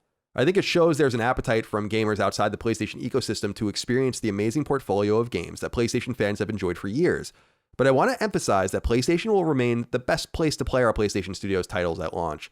But we do value PC gamers and will continue to look at the right times to launch each game. Ben's studio just released the PC version of Days Gone, so that's about 2 years after the PS4 release, ellipsis. We want to reach new gamers who haven't yet experienced the great stories, characters, and worlds that we've built. Releasing games on PC will not come ever at the expense of building an exciting lineup of great console games, end quote. In terms of PC releases, PlayStation support has been historically scant. Second-party titles like Flow, Flower, and Journey from That Game Company and Helldivers from Arrowhead had well-received PC releases, of course, Quantic Dreams games as well. And Sony did mess with limited first-party PC support with the likes of Guns Up. But it wasn't until 505 Games released Kojima Productions' Death Stranding on PC in 2020 that notable titles started showing up. Sony itself published Horizon on PC later that year, and Days Gone is noted was a more recent release. What do you think, Dustin? You said that this is positive. I agree, although I think there's a lot here to unpack, because I think he is telegraphing very much here, if you want to read and parse his words. But what are your thoughts on the 30,000 feet up? I think, this is great. Talked about milking the orange. You got to milk it. That orange. You got to milk the orange. And it feels somewhat validating, as much as we've been criticizing our friend Herman here at the show, that I'm like totally on board with this. It's like you bring a game to a new audience. It's great. They get a new revenue stream from that game. and it brings more awareness to particular IPs. And what's exciting for me, there's a bit of me that really does care about game preservation. And as much as I think PlayStation is going to be around for a very, very long time, there's potentially a reality where PlayStation's not around, or Xbox, or whatever. PC feels like the only place where something is truly immortal in a way. So I think it's cool that we can have these games on here, and they can be modded, or they can be improved with new hardware when it comes out. Like there's kind of like, it opens up a new playground for these games, and I'm glad to see them invest further, of course, because of my beloved Bloodborne. We hope and pray every day, actually, for a Bloodborne PC port or an update, whatever. So I'm glad. I'm very glad they're going to keep doing this. Well, I will say that, sorry if that burp came through, by the way. That snuck up on me a little bit. I will say, let's connect some dots here. I mean, it's exciting. Sure. I've long said that they're going to revisit Bloodborne. I think it's clear that they'll get From Software to make another game. Demon Souls might be a telegraph of that as well. Maybe it won't be Bloodborne. Demon Souls, Bloodborne, maybe it's just a totally different game. But I think they're going to do something. And my theory is that when they announce that game, they will announce and release the patch because that would be a really nice thing to do. And I feel like that would be a great product for them to invest in. Although maybe a little weird because they already have Demon Souls, so maybe not necessary. But that is not a From game, to be fair, the remake. Just based on a From game. So I want to kind of dive in here a little bit, Dustin, into some of what he's saying, because I agree with you. We were talking earlier about passive income streams, and this is the most ripe passive income stream possible for them. Other than releasing their games on Xbox, I think that this is the most money that they're leaving on the table. And of course, they're not going to release their games on Xbox, so this is the next best thing that you're going to get. This also sacrifices nothing because the modular nature of PC has expectations built in with that player set that games kind of fluctuate. And also there's this kind of expectation that, that I think not an expectation, but an acceptance kind of boiling within the bloodstreams of all of our PlayStation fandom that this is going to happen. This is happening. And he says a few things here that are interesting that I think are going to really bother people when they come to the head. First of all, there's going to be a day when there is a big exclusive that comes to PC at the same time. He basically says it. If you read what he says it actually multiple times. We emphasize that PlayStation will remain the best place to play our PlayStation Studios titles at launch. So not the only place to play them, the best place to play them at launch. That's what he says. So I'm not saying there's anything wrong with that jargon per se. I'm just saying he's telling you Factions, I think, is going to come to PC. By the way, I'm going to throw that out there at the same time. Whoa. PS4, PS5, PC. Factions. Okay. Day and date. So he kind of lets you know that. But he says releasing games later on PC will not come ever at the expense of building an exciting lineup of great console games. I totally agree. I totally believe him. As long as you don't look at others having something, it's what we were kind of talking about earlier. Is it a big deal, PS5 players? Should we care about PS4 players in some regard? And the answer, I think, is no, not really.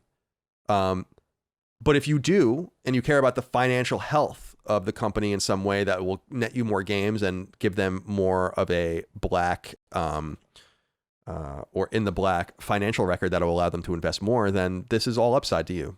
You just have to let go of the idea, if you're one of those people, that PlayStation exclusives don't mean what they used to mean anymore. There's no such thing. And I think it's kind of similar. We used to say Xbox. Remember, we used to say Xbox console exclusive. And at a time, it was like, well, because it was coming to PC. And eventually people just started saying Xbox exclusive again because it was implied that it would come to PC. I think we're going to get to that point. And I also think he gave us a little bit of a hint with Days Gone. He says that was 2 years between releases. So it seems like maybe that's what they're aiming at. I still think God of War is the next one. That would be much more than 2 years. That would be more than 3 years at this point. But let me just ask you this. What games will come to PC from first or second party this year? Days Gone's out. Well received. Horizon, by the way, 250% ROI on that port. Big money. Passive income. I feel like God of War is the one. Yeah. I think God of War, we already know potentially about Uncharted 4. Yep, Uncharted 4. That's true too. You're absolutely right. That leaked. Man, I'm looking at a list right now. I think another one that makes a lot of sense is whenever they inevitably announce a PS5 version of Dreams, that it also is coming to PC. I don't know. They're holding on to Dreams. They keep acting like they're excited about it. And so maybe that's kind of the Dreams 2.0 is a PC, PS5 launch. And, they've talked about that being their Roblox. So who knows? Maybe Dreams will come to phones also, if that's kind of what they're trying to angle that. Yeah. I'll be interested to see what happens with Dreams. I think that the absence of that game is conspicuous. I don't know what they're doing. Yeah. But I was noting, Media Molecule is basically a permanent studio now. Now that Siobhan Reddy is a BAFTA fellow, that's the end. So I really feel like now they have carte blanche. She has peers like Miyamoto and Kojima. So they're not going to close her team.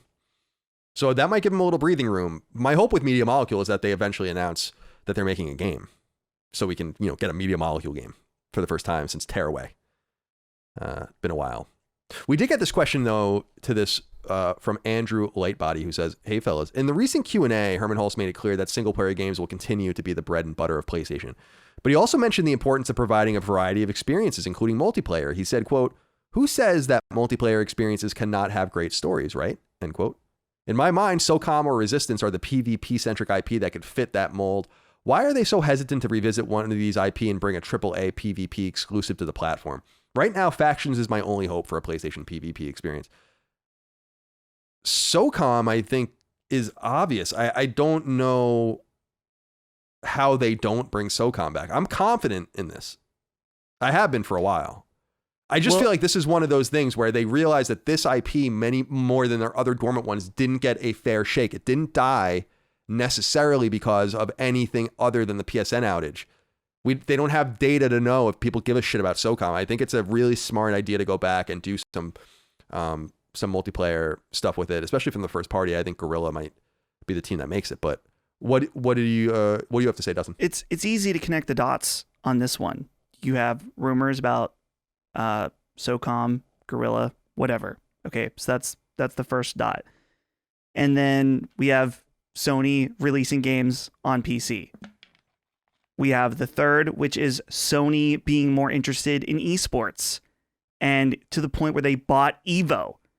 And then, part of this, it's kind of a constellation, whatever. It's all over the place. But there's also the element of them hiring the designer of Rainbow Six Siege, which is a huge esport. So yeah, that was a big high. That was the thing. That was equivalent to when they hired John Gonzalez as the writer of their Mysterious Game, and it was like, oh, so you're writing a open world role playing game. It's very similar, that kind of telegraphed hire. Whatever this is, that's the day and date PS4, PS5, PC, whatever that competitive game, esport game. That's, to me, like, there's no way you try to do an actual esport level FPS game and you don't release it on PC. If you don't release it on PC at the same time, it's DOA. I actually agree with you. I don't know that. See, this is where we have to come back to this theme that we talked about earlier about are people going to be able to let go, the most hardcore fans be able to let go of what a PlayStation exclusive means and look at it, as we've said, more of an ecosystem built around hardware, but not necessarily tethered only to it. It's just the necessary way it's got to be. PC launches don't bother me. They really don't. I'm not bothered by it at all, especially because it doesn't hold PS5 back. Gaming PCs are way more powerful than PS5. If anything, the PS5 is holding the PC version of the game back. So that it matters less to me. Good question, though, Mr. Lightbody. Thank you for writing in. Okay. Couple more first-party things to get through, although these are quicker and have nothing to do with Herman Hulst's interview, which you can go read or listen to on PlayStation Blog. He says number 4, or I say number 4. In a brief note sent out to fans via its social media feeds, Sony-owned team Bend Studio thanked players for their support of Days Gone and made note of its future too. The letter reads in part, quote, "From the Siphon Filter series to Resistance Retribution to Uncharted Golden Abyss and Days Gone, we are very excited to announce today that we're expanding the Bend Studio portfolio with a brand new IP." End quote. Such news has been rumored for some weeks on the heels of reporting that there was drama at Bend following the launch of Days Gone. Rumors note that Sony declined to greenlight a Days Gone sequel in 2019 and saddled the team with an Uncharted game instead, something that it apparently didn't want to make. Along the way, the team shed its longtime leader, writer and creative head John Garvin, and longtime designer and Days Gone's director Jeff Ross. However, it seems to have steadied itself, if its recent note is any indication. Bend, founded in the early 90s as Idadic, is an Oregon-based team that was purchased by Sony and renamed Bend after its hometown in 2000. It is best known for its long-running Siphon Filter franchise on PS1, PS2, and PSP, which ran from 1996 to 2007. Days Gone was its first new IP since Siphon Filter. The team was known for a time as a talented handheld studio, responsible for a couple of PSP's and Vita's very best games in the form of the aforementioned Resistance Retribution from 2009 and Uncharted Golden Abyss, technically from 2011, although it came out to the West in 2012. Let's hear from Wet Willie, who wrote into us on Patreon. He says, "Hey fellas, it appears Ben's next game will be an open world game based on comments made by Herman Hulst." So that's true. Herman did speak about this. So you have to connect something about what Herman said to this statement from Ben. He did say that they're making a new open world game. "We know the game won't be a sequel to Days Gone, but I find it strange that Sony would greenlight an open world game and for it to be a new IP instead of a sequel. Many of the complaints with Days Gone had nothing to do with the story, so a sequel seems to be far more logical to me as they refine and improve on their open world gameplay." Thoughts? I agree. When I read that, I was like, why wouldn't you just greenlight Days Gone 2 years ago? You're letting them make an open world game again? Days Gone is actually kind of cool. The motorcycle gangs and the hordes, and I understand that zombies aren't really aging very well, and maybe that's a huge problem. But also the connection to the game clearly had to Siphon Filter was cool, and I don't know. I was a little surprised by that because it just seems like they got to the same exact position that they were going to be 2 years ago, and they wasted so much time. And clearly the way they're talking about the resources, they don't have time to waste. They don't have resources to waste. Not when their competitors are doing what they're doing. So how do you feel about the word that we already knew they were making a new IP, but it's going to be an open world game? What do you think? I disagree with Wet Willie, and I guess with you to some extent, where he said that many of the complaints with Days Gone had nothing to do with the story, because I feel like I heard from many people that they weren't into the story or the characters of Days Gone. Chris, I mean, is one of the biggest, most outspoken. Yeah, he's a hater. Yeah. He's a Days Gone hater. So I said this before in a previous show, but I get why they're not making a Days Gone sequel. It has too much stink on it at this point. They are better off making a new IP that could have just for example, I mean, I think Bend is capable of having a Horizon level success of a game. And I just think that if they do Days Gone 2, there's going to be too many people that are like, oh, we're talking about the people outside of our bubble here. They're like, that last one wasn't very good. Maybe I'll skip that or something. I just think that there's more possibility for success with a new IP when we're talking about Days Gone. And not to say that I think Days Gone is bad. I honestly don't really know. I haven't played a ton of it because really, I guess that is a good thing to bring up, is that I am not into the biker gang aesthetic, and I did not really like Deacon, and that's part of the reason why I didn't feel compelled to keep playing the game. And I also, I mean, I've been over the zombie thing for a while, which hasn't stopped me from playing zombie related games. Obviously, Last of Us Part 2, Resident Evil. So yeah, I can understand them maybe thinking like, look at all these elements of first game's got some stink on it. Whether or not people overall, whether or not that's 100% true. Obviously, there's a lot of people that really like it. Or improved fair. A lot. Yeah. Right. It's reality. I agree. Yeah. I think you've kind of convinced me in a way because, whoa, the idea, it's like the Assassin's Creed kind of story, right? Where it's like, well, Assassin's Creed 2 was so necessary to build on what they did with Assassin's Creed, and it ended up being this amazing thing. To a lesser extent, at the same time, Uncharted and Uncharted 2, similar sort of thing. But maybe they're able to draw what they learned, making an open world game, working with Unreal, doing whatever they're going to do. Pretty interesting technology they made with the Hordes, which I think is an amazing part of the game. I don't know why they buried it so far into it. I've lamented that since it came out. It's just such a shame because it's so fun. But yeah, maybe they're able to kind of get the best of both worlds. It's just that we can't get this time back, and you also can't get John Garvin and Jeff Ross back. Right. That's a good point. So clearly John Garvin was at the end of his rope with Sony. Like, didn't sound like anything was going to make him happy or make him stay. Jeff Ross is a bigger loss. I mean, he was the designer on Siphon Filter. He's lead designer on Golden Abyss, I think. It's a pretty big deal to lose him. So it's not like they got to this point with no loss. They still have Eric Jensen, a friend of mine who's rising up the ranks there, and others. And I'm confident, like you are, that they can make a great game. But I disagree with a lot of people. I think Days Gone is a great game, and I think it's a real shame that it has that stink. There's no doubt it does have that stink on it. But I think that a lot of that is not their fault.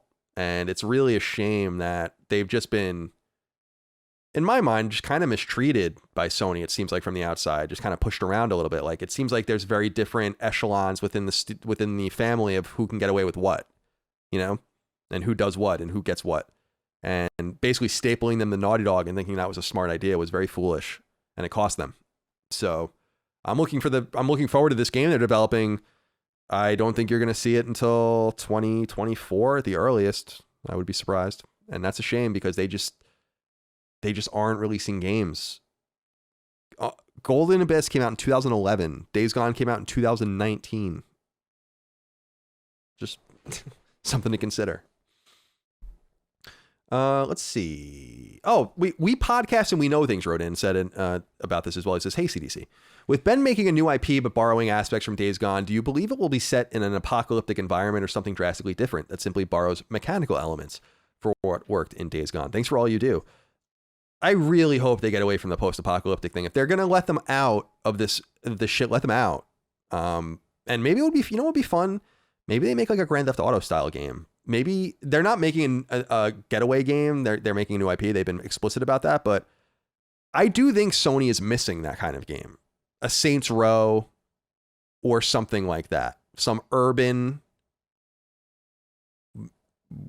gaudy, comical, over the top, addictive, zeitgeist type game. I don't know if Ben's capable of making that, but that would be kind of fun. What do you think they should do? Yeah, it's hard to say. I feel like maybe a lot of it's probably easier in some ways to make a post-apocalyptic game because you don't need to fill the world with people in order to make it feel realistic. But I don't know. I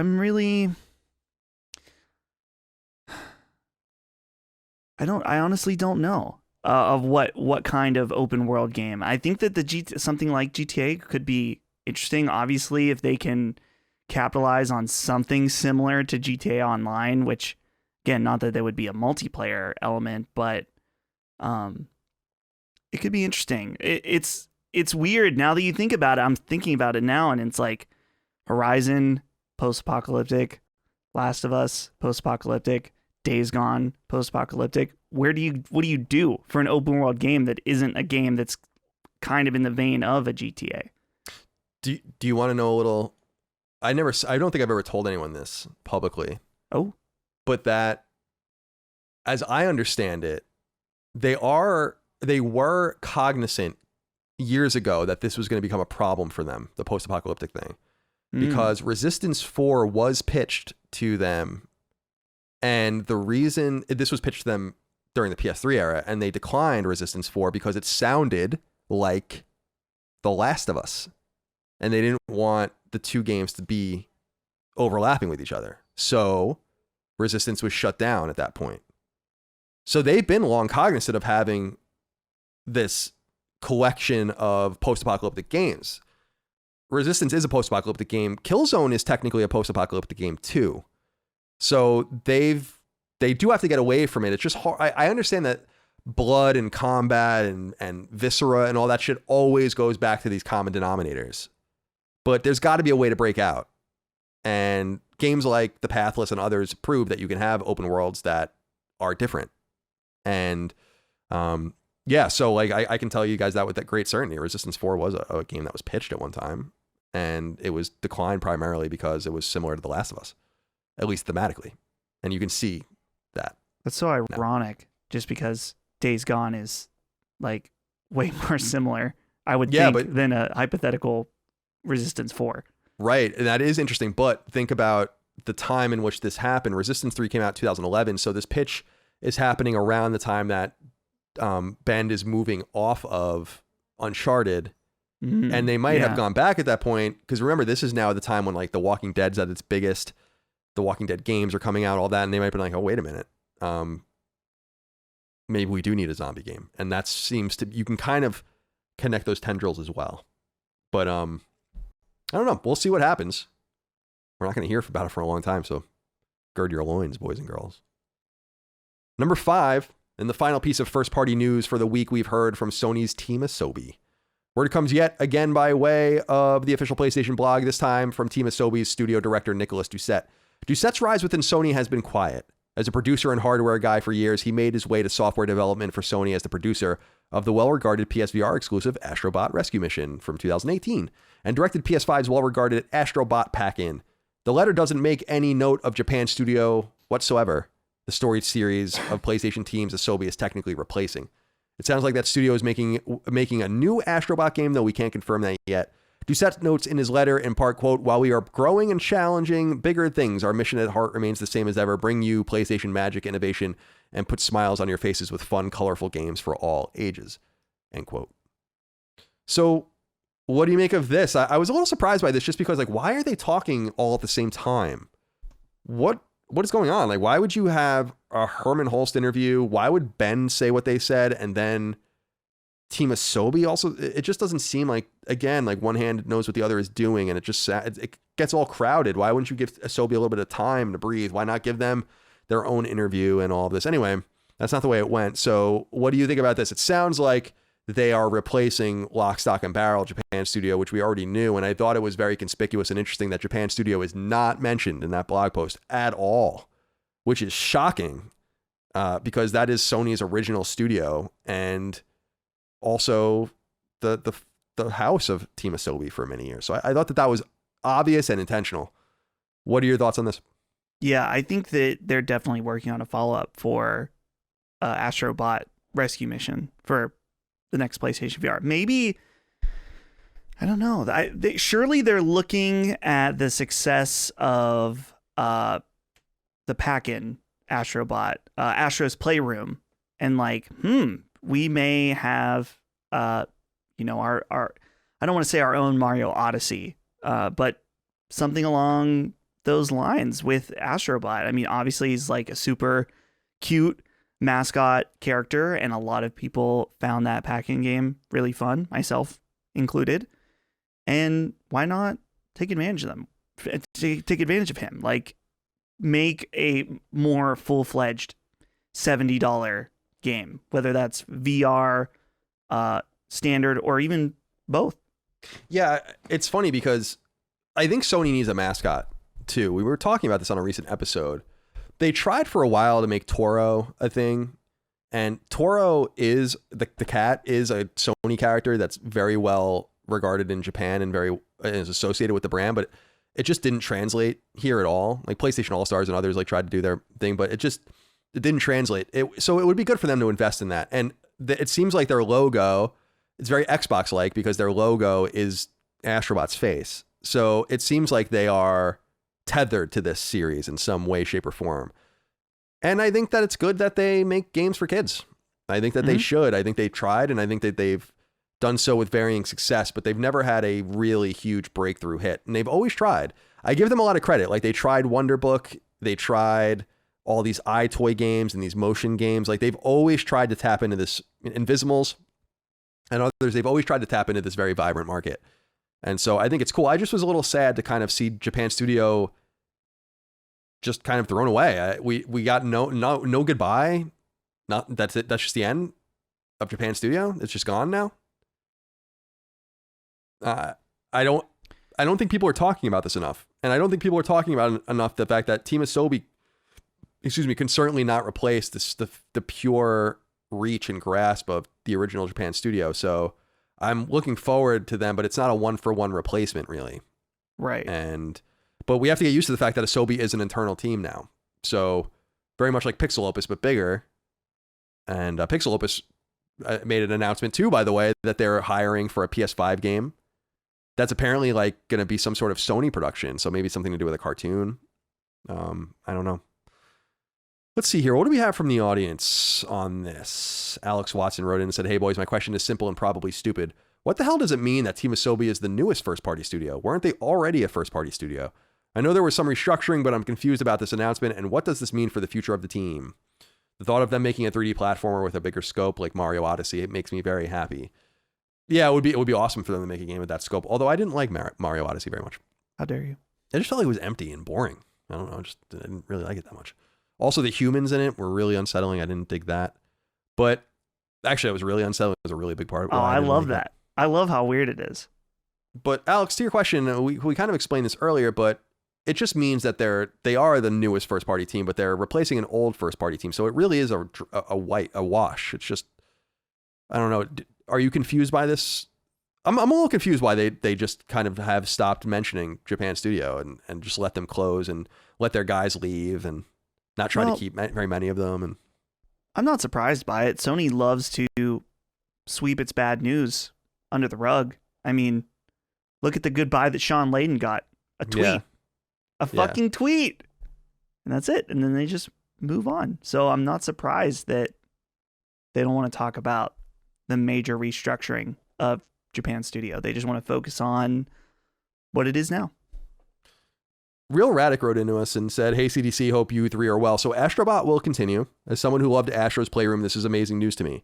Do you think the follow-up will be another free game for PSVR 2 or a full-on $50 to $70 title due to how well received both Rescue Mission and Playroom are? Thanks and take care, boys." So you had mentioned earlier that you would love to see them do something bigger, but we're not considering the PSVR 2 angle and how important they might be to that launch. So would you think that that's actually in fact what they're making? Because I kind of feel like what we'll probably get is both. I thought it was kind of weird that Astrobot Rescue Mission, I mean, I understand that it works in VR and that's the way it's built, but I'm surprised that wasn't both. And I imagine that what will happen is that their game will be released for both. Yeah. That it will certainly be a PSVR game. Do you agree with this? I think that makes sense. I think that,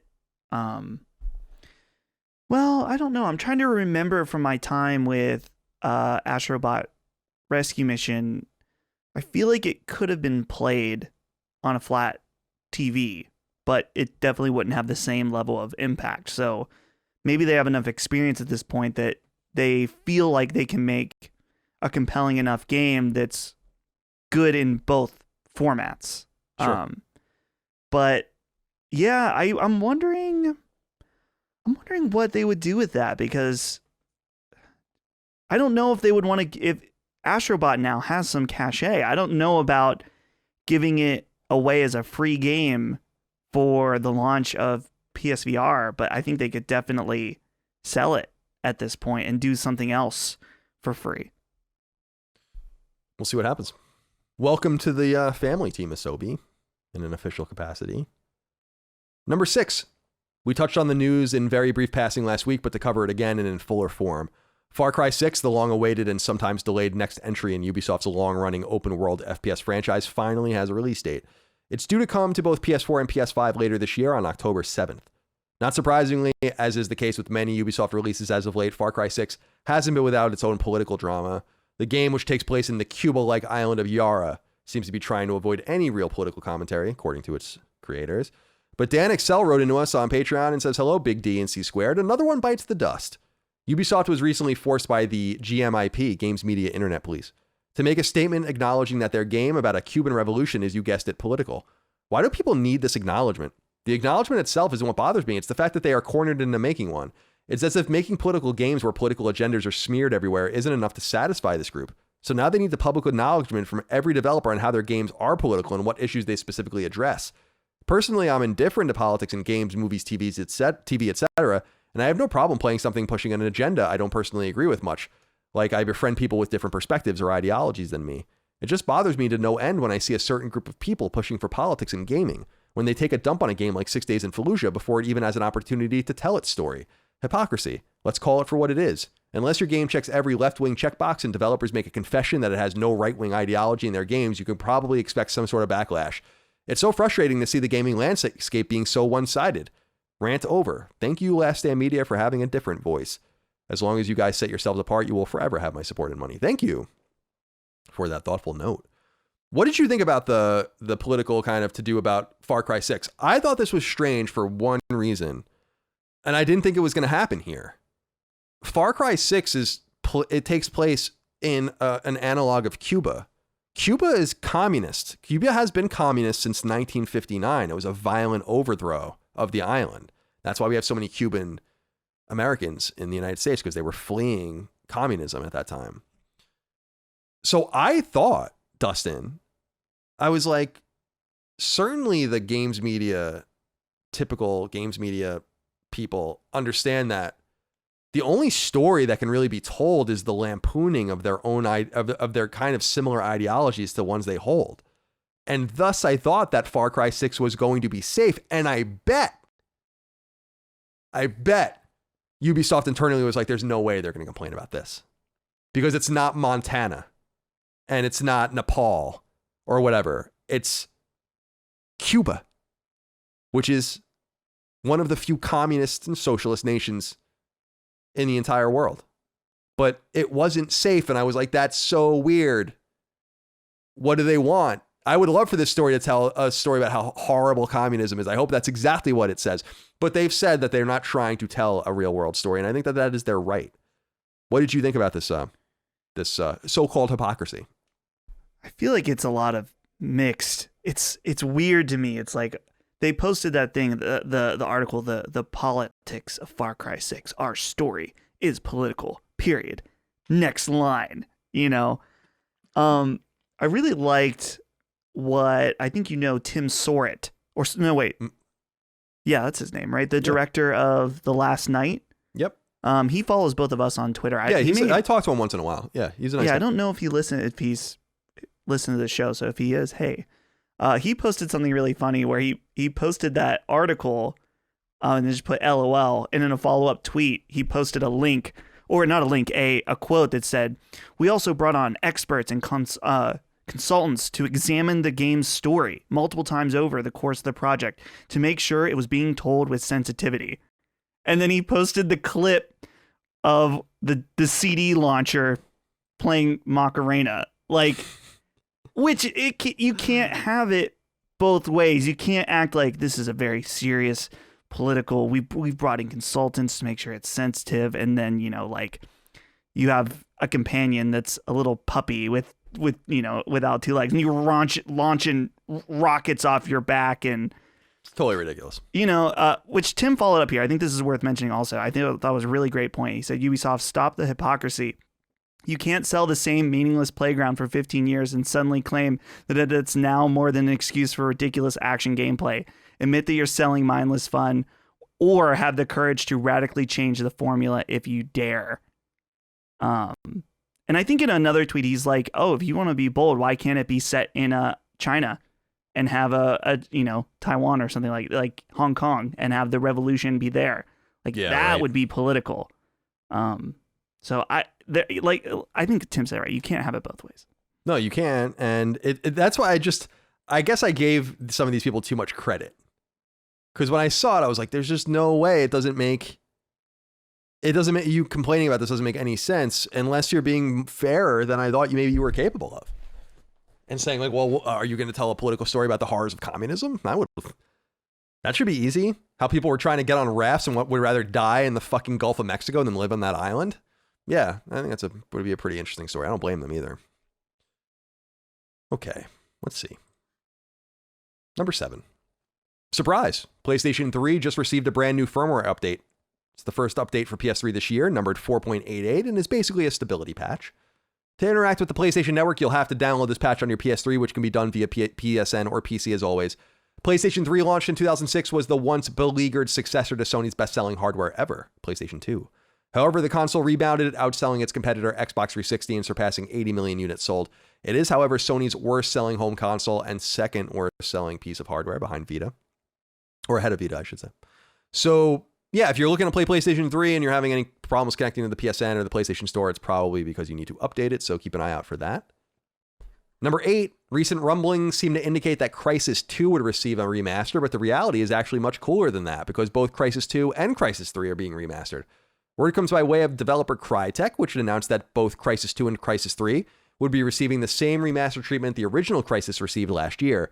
In addition, the 3 games will be bundled as a collection or made available individually and will launch on PS4 this fall. There won't be a native PS5 release for any of these games, though they will obviously work with enhancements on on the console.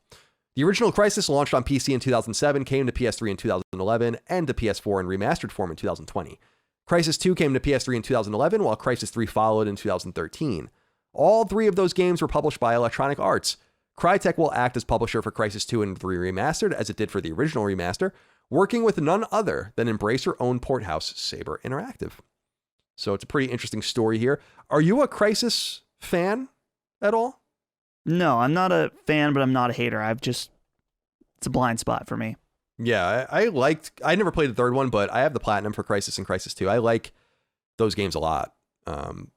Crysis is so funny because it was such an important game when it came to PC. It was like when it came to PC in 2007 rather, it was like the game that kind of turned it around for PC. PC gaming was in bad shape at that point, and Crysis helped bring it a lot of respect.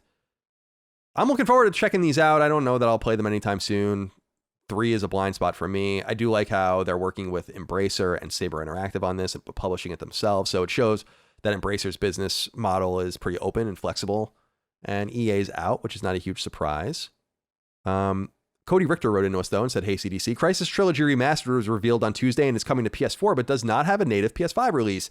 It supposedly runs smoother on PS5, but is not designed for the new console. With us being over 6 months into a new console generation, why are there multiple remasters releasing that don't have a true next-gen version?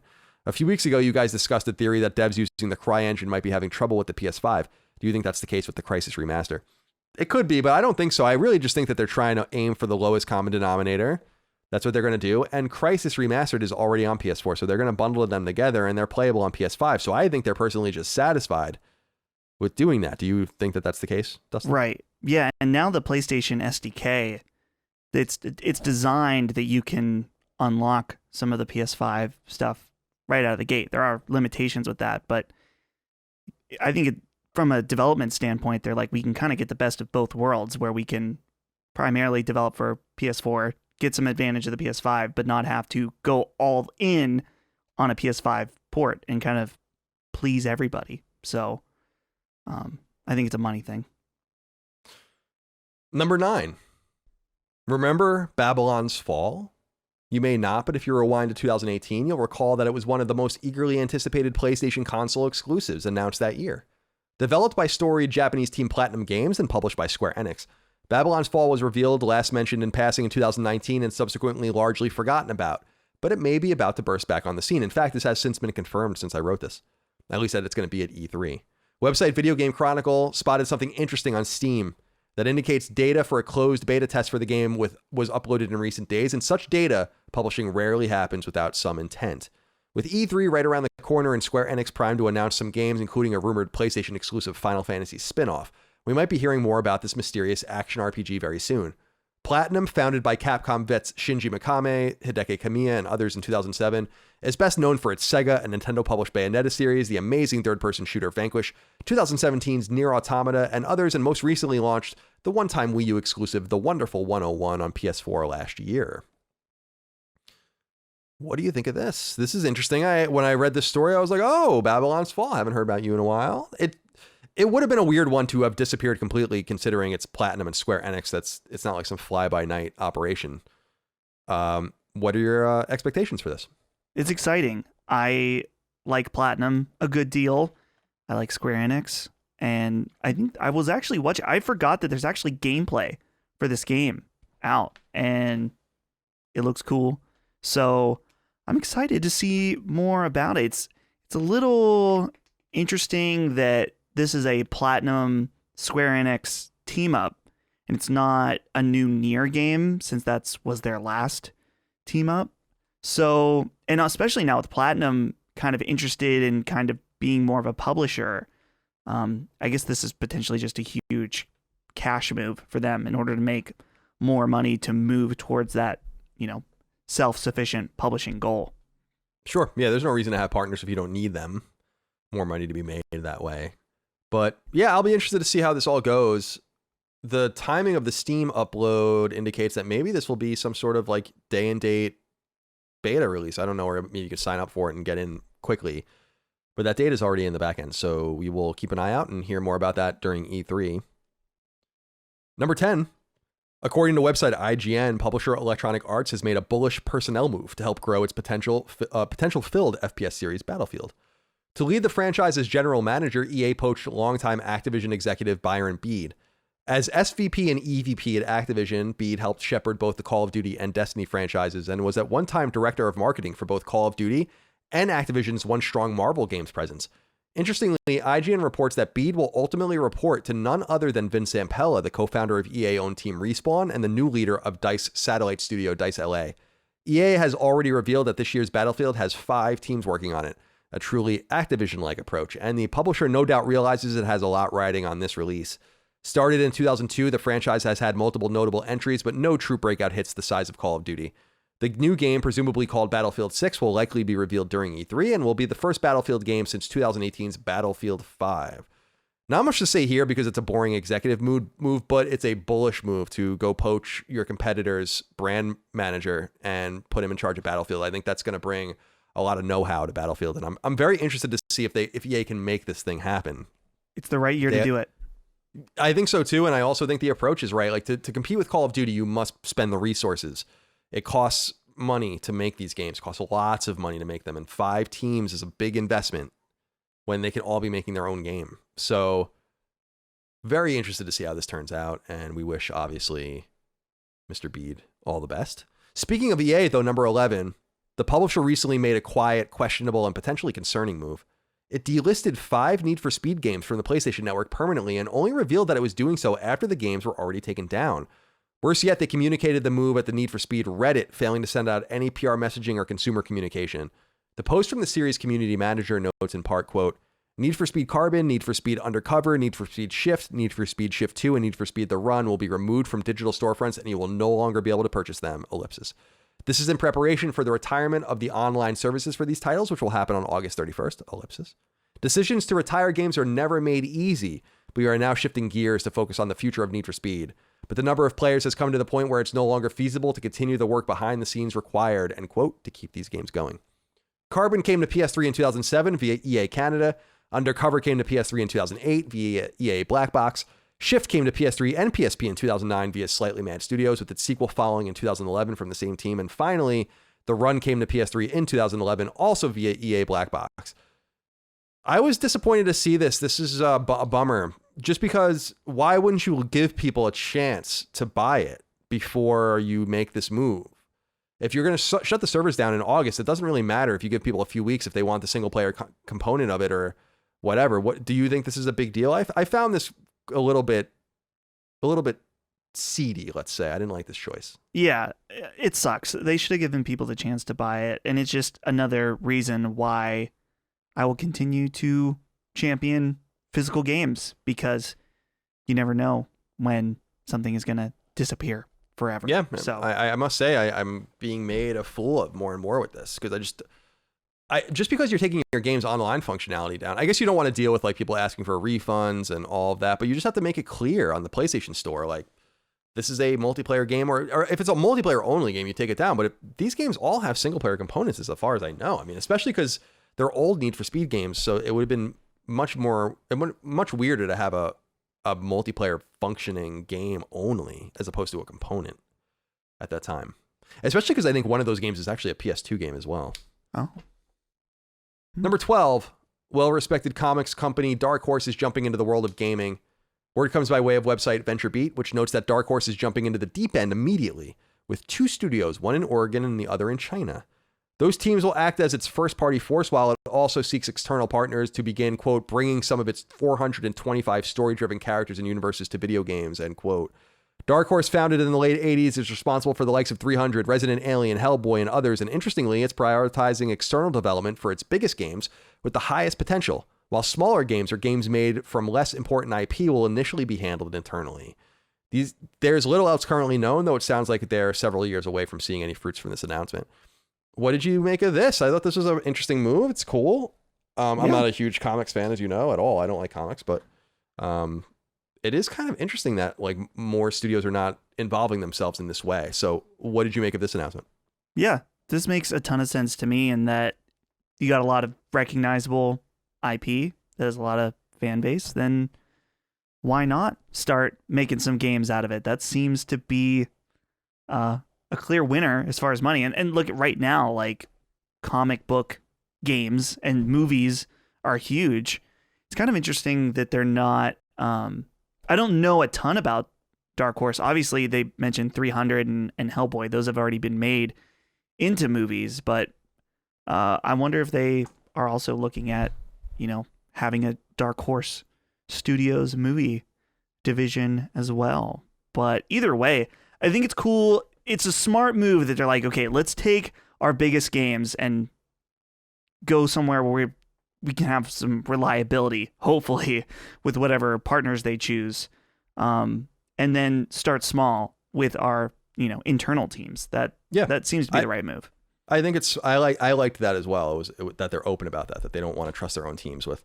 They want to find external partners that can treat Hellboy or whatever the best and then learn from that, which I think is very smart, very deliberate, very unusual, actually.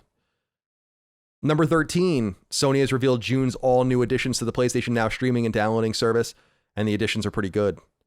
The biggest game will no doubt be CD Projekt's beloved 2015 RPG The Witcher 3 Wild Hunt, which comes to now in the form of the Game of the Year edition, which includes the 2015 expansion Hearts of Stone and the 2016 expansion Blood and Wine. Also incoming to the service is a trio of Sonic games, fresh on the heels of all that Sonic news we talked about last week. 2019 kart racer Team Sonic Racing, 2017 platformer Sonic Mania, and 2017 platformer Sonic Forces are all joining the service as well. Sega goodness continues with Virtua Fighter 5 Ultimate Showdown, the remaster of the last Virtua Fighter title from more than a decade ago. This is an overlap game as it's also available in June and July on PlayStation Plus. Well-regarded 2019 roguelike card game Slay the Spire and 2019 Sim Car Mechanic Simulator are also en route to the service. So a pretty good month for PlayStation Now with over 3 million subscribers. And finally, number 14, Website Gamatsu. This is a wrap-up, of course. Website Gamatsu reports turn-based game Empires of Angels 4 comes to PS4 on June 23rd. Racer Little Witch Academia VR Broom Racing comes to PSVR on July 15th. Twin-stick shooter Clid the Snail comes to both PS4 and PS5 at some point later this year. And horror game Ludo, strategy RPG Relayer, which looks really cool, and Puzzler, A Tale of Paper Complete Edition are coming to PS4 and PS5 at an unspecified time in the future. Website Push Square reports brawler Clone Drone in the Danger Zone comes to PS4 on July 27th, and first-person combat game Ghost Runner is receiving a native PS5 launch on September 28th. Publisher SNK revealed that its upcoming fighting game King of Fighters 15, due for PlayStation platforms, will now launch in the first quarter of 2022.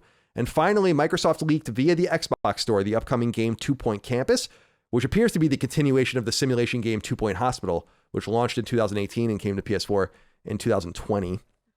By the way, since I wrote everything and since we started, Sony has also revealed 7 PSVR games that are coming, so you can go check these out as well. They come out, so I'm just going to read these out if you're patient with me. There's a game called, it's a PSVR stealth action sandbox game called Arashi Castles of Sin that's coming to PSVR this summer.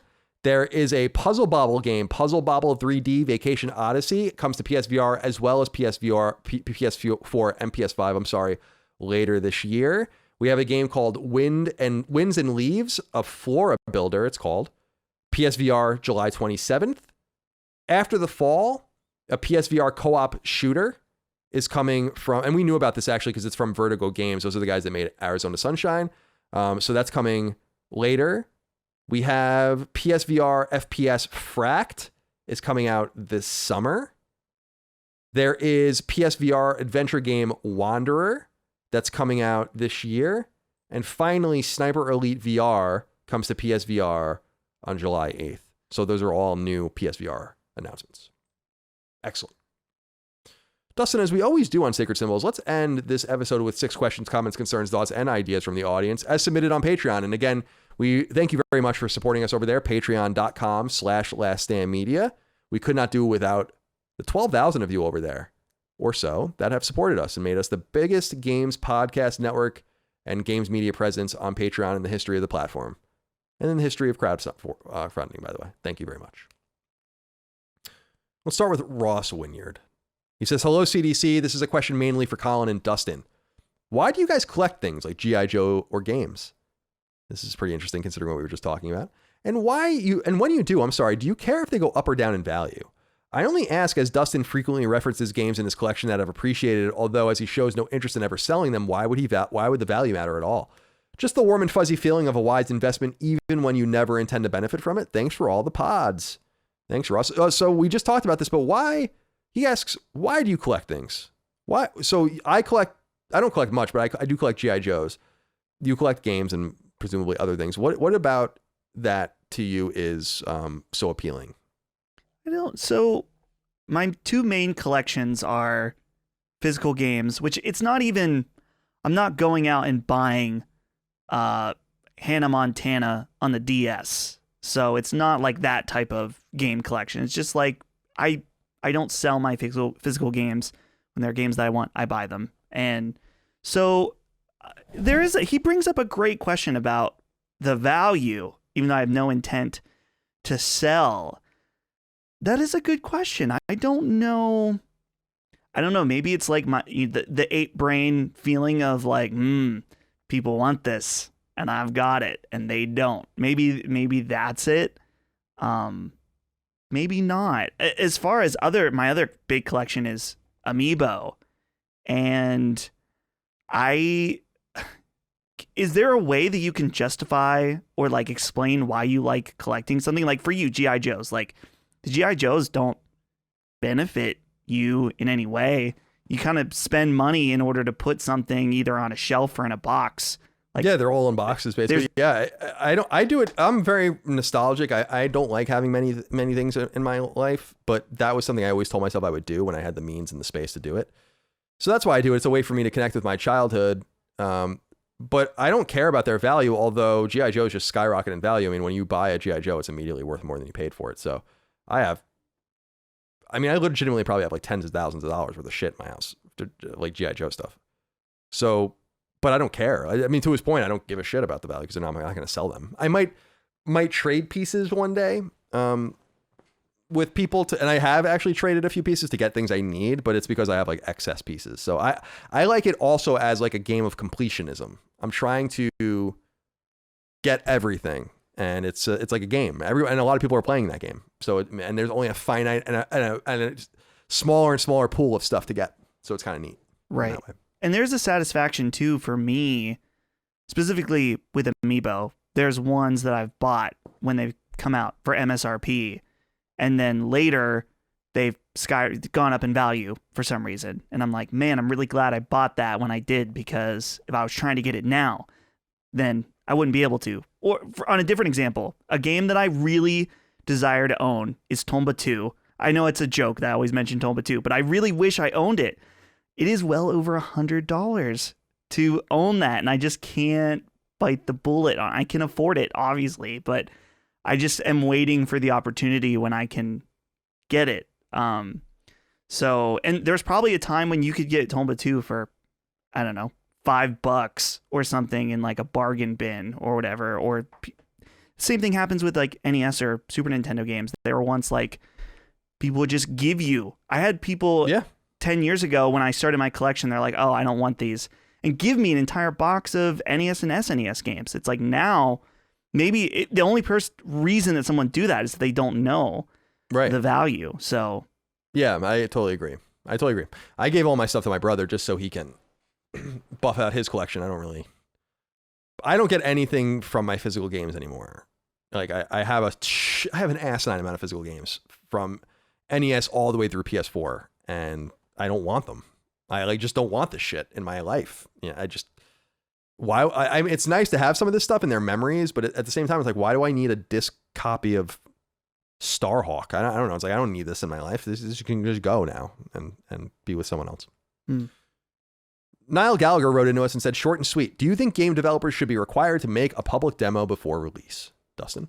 No, I'll keep that short and sweet. I don't think we should require them to do anything like that. Surely it wouldn't be beneficial to every game. Sure, to some, if you want to convince people of something, then great. Other times it can be bad. Another thing we've joked about, but Balan Wonderworld, I think they would have had a lot more people that just bought that game blindly. There was no demo that very much told people to stay away.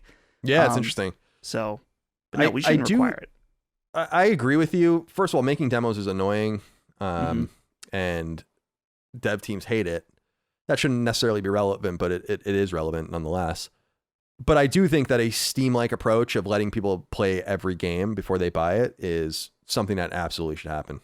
And maybe it varies by the type of game, because like I think it's like you can get a discount on Steam after a couple hours or something, and that's not reasonable with a lot of games. Like you can see all of 3/4 Home or Gone Home or whatever in an hour, and then just get your money back. So maybe they have different parameters, but I think it should be reasonable that a person can download the full package and then have a timed relationship with that package, and then the option to buy more by buying the full game.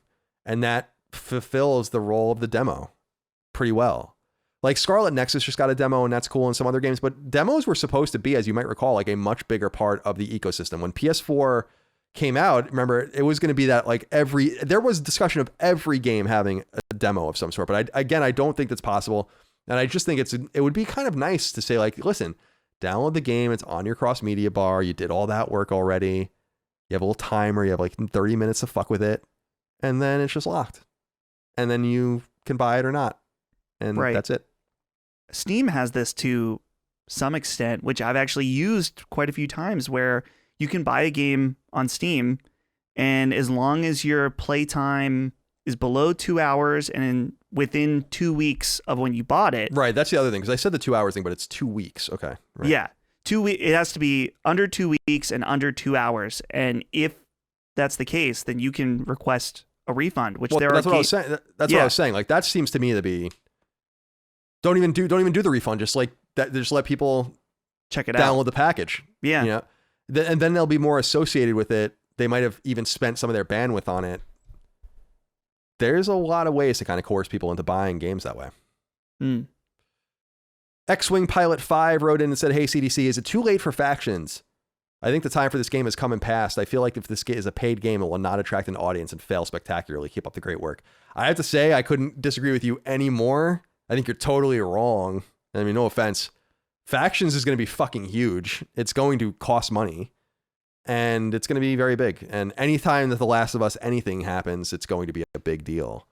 So I gotta say, X-Wing Pilot, I couldn't disagree with you anymore on your comment, but I wanted to read it nonetheless. Maybe just to make fun of you a little bit. I'm only kidding. I didn't want to do it. Dustin, what do you think of this? Do you think it's too late for factions and it will fail spectacularly? I mean, that's ridiculous. Nothing Sony's first party puts out fails spectacularly minus Dreams. Yeah. I feel like Factions is much bigger than I originally thought. Something is giving me this feeling of it's going to be a lot more than what we think of Factions from The Last of Us 1. I don't know whether it's something more, open world's not the right word, but I think that they're clearly seeing something that's worth putting a significant more time into than just a added multiplayer mode. So I think if it's good, I think it could definitely have potential to be big when it happens. I think no doubt, just no doubt about it. Naughty Dog is working hard on it. It's not like this thing that it's like an afterthought. They're going to release it on its own. And I think that, if anything, we should be optimistic. Why would you ever doubt Naughty Dog? Right. Cody Smith wrote in and said, hello, my new favorite podcasters. I wanted to touch on the subject of Tencent and Chinese money being injected into video gaming. What's the best way to protest or fight back against this? The obvious answer to me is you're just not buying games from the affected studios and publishers. However, with more and more buyouts or funding occurring, this is proving to be an almost insurmountable task. What do you think? This goes back to what I was saying, Dustin, a few weeks ago, which is I find it's a cop out. It is, but I find it personally impossible to realistically live a truly moral economic life in the 21st century without making major and, to me, unacceptable sacrifices. And the reality is that communist CCP money is so infused into everything that you're going to have a really hard time avoiding them. That means you can't buy any Activision Blizzard game. You can't mess around with Riot. Can't mess around with Bungie. Can't mess around with Remedy. You know, and who even knows on the market what stocks these guys own? We have no idea. Tencent can own like 10 million shares of Electronic Arts for all we know. No fucking clue. You know, the scary thing is that you might recall that Vivendi, the French company, tried to commit a hostile takeover of Ubisoft. People might remember this. They would do it slowly. They would go to private holders and be like, we got 1% here and 0.5% here, and we're just slowly gobbling up Ubisoft. And once they've reached 50% plus one, they own it. And you know, they don't own the studio. They own the board. They can fire everyone. They can do whatever they want. And I worry about some of this stuff coming up to bite you later. What's stopping some of these organizations, and not that they would want to do it with EA or something, but what's stopping them from being like, these are private, publicly traded companies. We can just go buy the stock and hold it. So I personally don't play the game of how can I avoid the CCP getting my money, because they're getting my money every day. That's the obvious and honest answer. If you want to live that way, I'm not even sure you can play PlayStation at all, since the devices are made at Foxconn. So my answer, Cody, is that you can't. It is insurmountable. What do you think, Dustin? Yeah, I don't know if I have anything to add. It sucks because you want to do something, but I don't know what you can do other than be outspoken. But I guess then you run the risk of being hypocrite. Apologizing to them in Mandarin, like John Cena, little pansy. Yeah, that was embarrassing. Right. I couldn't believe it. I think you're right, though. There's something to be said about, like, you said that, like, I choose not to wait in those waters because I know that it's impossible to be a hypocrite. Like, I always like the people that are like, down with capitalism, eat the rich. And they're also like, I bought my third Nintendo Switch for the Animal Crossing edition. That's why it's ridiculous. It's like, you can, and I understand that the argument against that is like, well, just because you don't like the system doesn't mean you aren't forced to be a part of it. It's like, okay, but like, you could also engage in it less if you're really against it, like having, you know, loving Nintendo, loving Apple, loving whatever. It's like, well, doesn't it? It also, I mean, it's kind of a non sequitur, but to me, it just reminds me of when there's a lot of pearl clutching about racial or gender representation or whatever, and it's like a white man, for instance, being like, why aren't there more black women in news or whatever? And it's like, I don't know, you can just start by quitting and giving your role to that person. See, this is why I just don't play this game. It's like, you can never put me into a corner with any of this, because I'm never the guy that's like, you can't deal with China. I'm like, I know what time it is.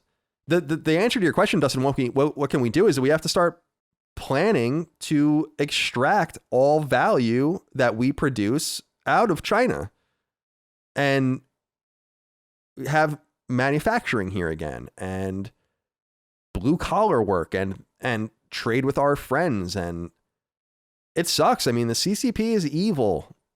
They're evil, but this is the 21st century global world. I mean, if you read the wonderful book, The World is Flat, by Friedman, you'll see like this was called, people were talking about this in the 90s and early 2000s. Like it's unavoidable that we're just all interconnected. And it's the same thing with LGBT stuff, with Pride Month, which is this month. I refuse to participate in any of that because I think it's ridiculous. Gay people are always welcome in my community. I don't need to celebrate you 1 month and then just, I think it's so weird. It's like, we'll make our colors this one, then we're just gonna take it down. You know, it's like, right. No, instead I'm just going to say you're always welcome here and we're not going to call you out based on your immutable characteristics. But I think it's hysterical when it's like, you see like Bethesda or the other companies that circulate and they change all of their logos to the rainbow, except for in the Middle East. I always love that shit. It's like, because in half those countries, they'd murder you for being gay. But for some reason, we're just okay with this. And I'm not saying it's not okay. I just am not smart enough. I'm just a man amongst billions of people. I don't know what to do about it. But I'm not going to stop playing PlayStation because the Chinese have Uyghur Muslim internment camps. It sucks. But I can't draw that line because I can't stay behind it. It's not that I don't want to draw the line and then stay behind it. You know what I mean? It's not like if I'm like, well, if I open myself up and I'm like, well, I'm not going to deal with PlayStation because they're made at Foxconn. It's like, well, what about everything else? Yeah. What about this? Like, I'm just like, I'm not participating in this. It sucks. It seems it's a cop out. It's what I said earlier. It's a total cop out, but I admit it. All right.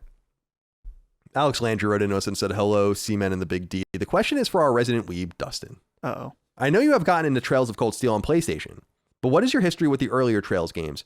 Have you played any of the Crossbell games? Do you plan to get into the Geofront translations, completed with the Trails of the Azure patch, released at the end of May? It's a very nerdy question for you, Dustin. Trails of Cold Steel, Trails from Azure, etc. What do you think? Colin, I know how you feel about Persona fans. Yeah. And they're relentless. This is how I feel about Trails of Cold Steel fans because they are relentless. They really are. All 10,000 of them for some reason just all have a Twitter account.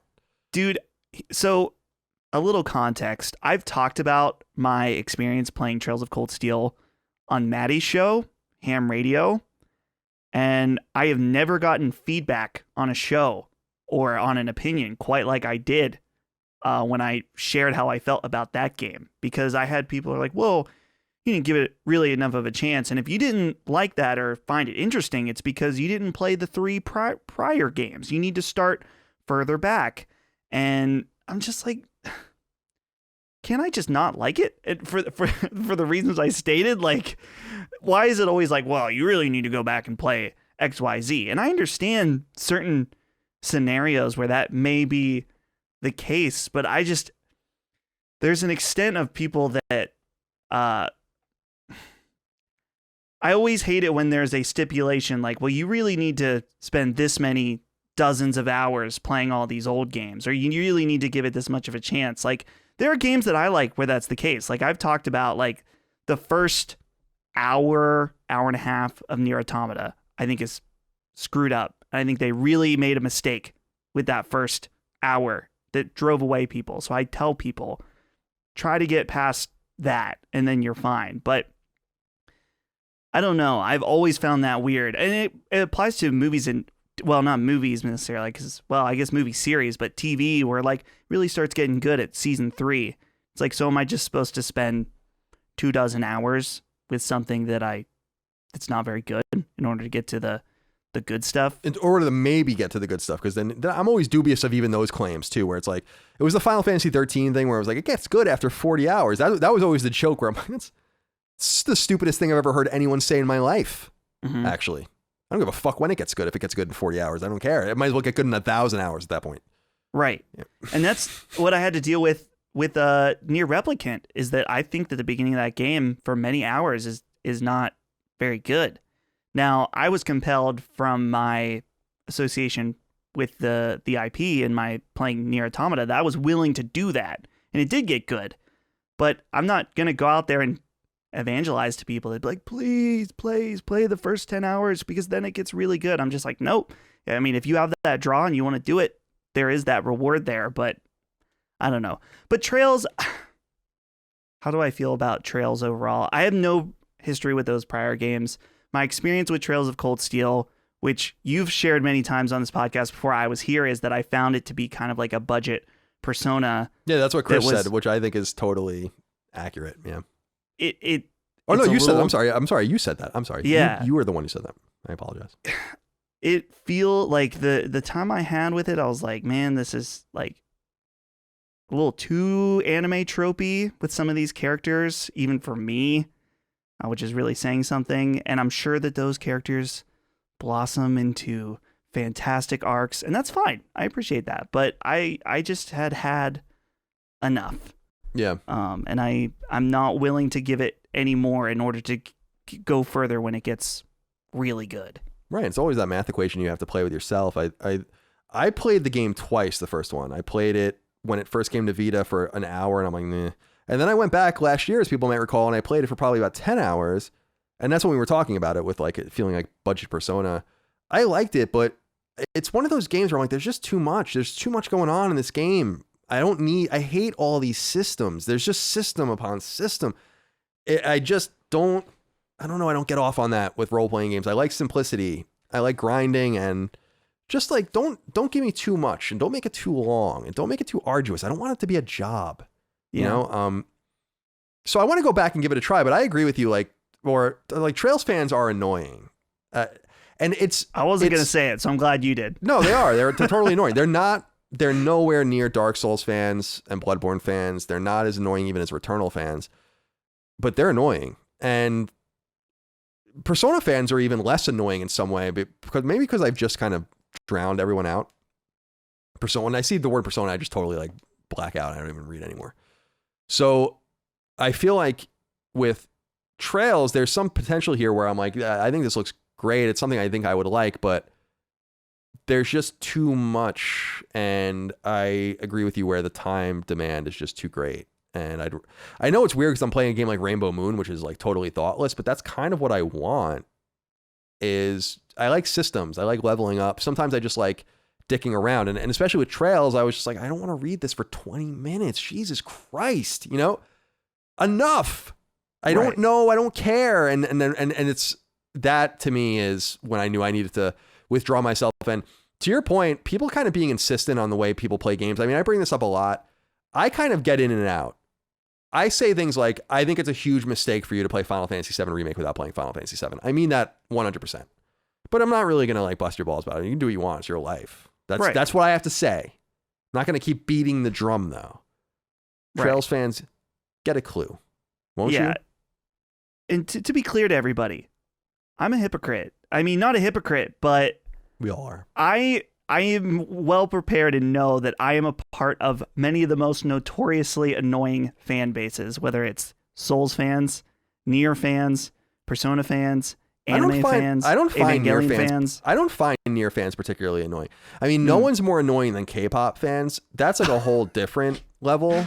But within our own fandom, yeah, Dark Souls is pretty much the worst. Bloodborne, that kind of stuff, absolutely the worst.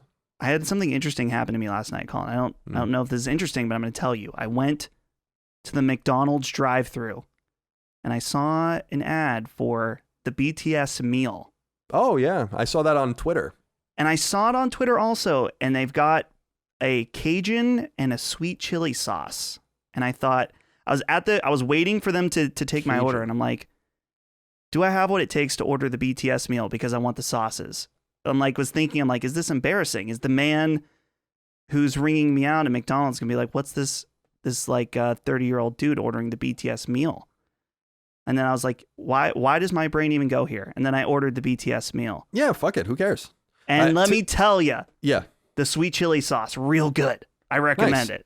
I recommend the McDonald's app. Micah and I just use that now, where you just park and then you just order and then they just bring you the food. Okay. And then you just leave. So because our drive-through here, we live in Chesterfield County in Virginia, is just so crowded all the time. It's 2 drive-throughs too, so we just pull right around them and then order that way. I love McDonald's. I'll always have a soft spot for McDonald's. Always. Fries are so good. Yes. When I go to McDonald's, I feel like I need to gorge. I mean, that's how good I think McDonald's is.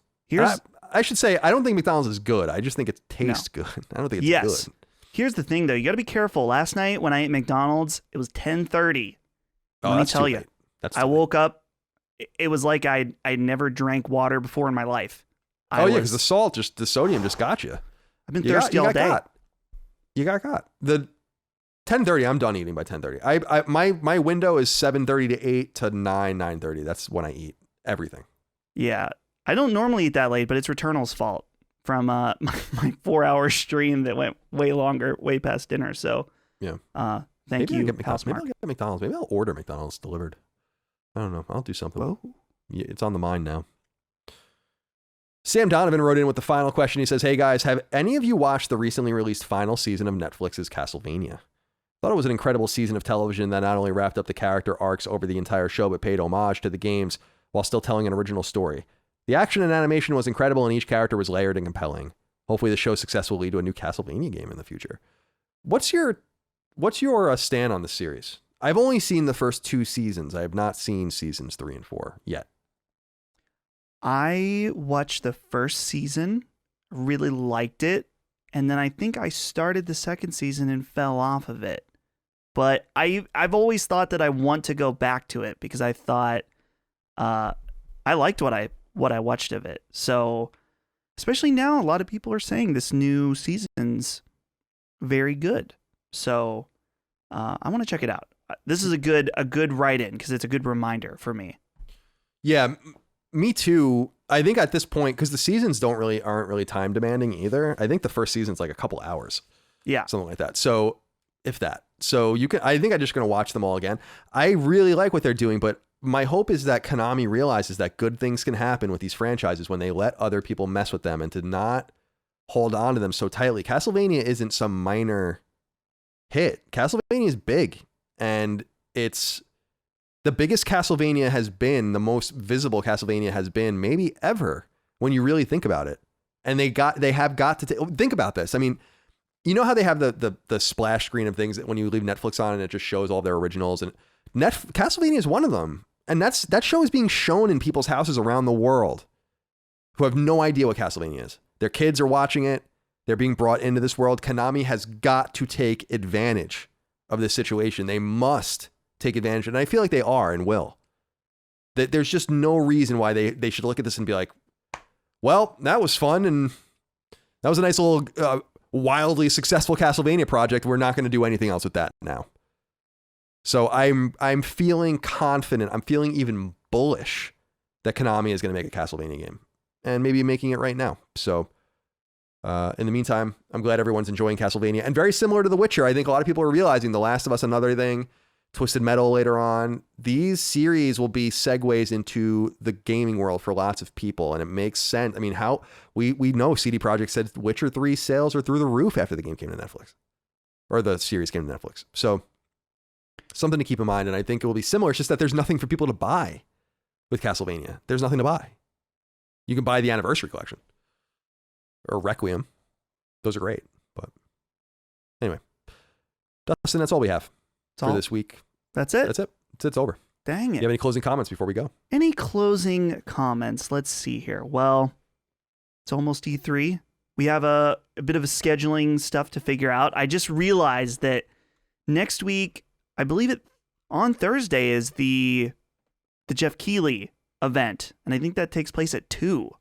So yeah, I think what we might do is record the E3 predictions Monday and then just immediately publish it. People have 72 hours to mess with it. Then the E3 stuff will begin, and then I think we'll start recording. I don't know. I want to look at everything and see, but I think we'll maybe do daily shows that will then combine into one episode of the show. Very interesting. We'll see. I don't know. We'll figure it out. E3's all fucked up, so I have no idea what to do. All right. Dustin, thank you for your time. Appreciate you as always. Thank you all out there for your love, kindness, and support of our show, Sacred Symbols, as well as Knockback, our retro and nostalgia podcast, Defining Duke, our Xbox podcast, all at Last Stand Media, patreon.com/Last Stand Media. We couldn't do it without you. Thank you so much for your love, kindness, and support. We really are trying to put as much value into it as possible, and we are honored to earn your support each and every month. We'll see you next time for more Sacred Symbols. Until then, goodbye. See ya. Sacred Symbols, a PlayStation podcast, is a product and trademark of Last Stand Media and Collins Last Stand LLC, and is recorded from Central Virginia and Burbank, California, USA. The show was conceived by, is written by, and is produced by me, Colin Moriarty. My co-host is Chris Raygun Maldonado. Sacred Symbols' executive producer is Dustin Furman, and the show is edited by associate producer Ben Smith. All of Last Stand's theme music is by Ramon Narvaez. As you know, all of Last Stand Media's shows, including Sacred Symbols, are fan-funded on Patreon at patreon.com/laststandmedia. The following names are at the producer support level or higher on Patreon, and we're grateful for your kindness and generosity.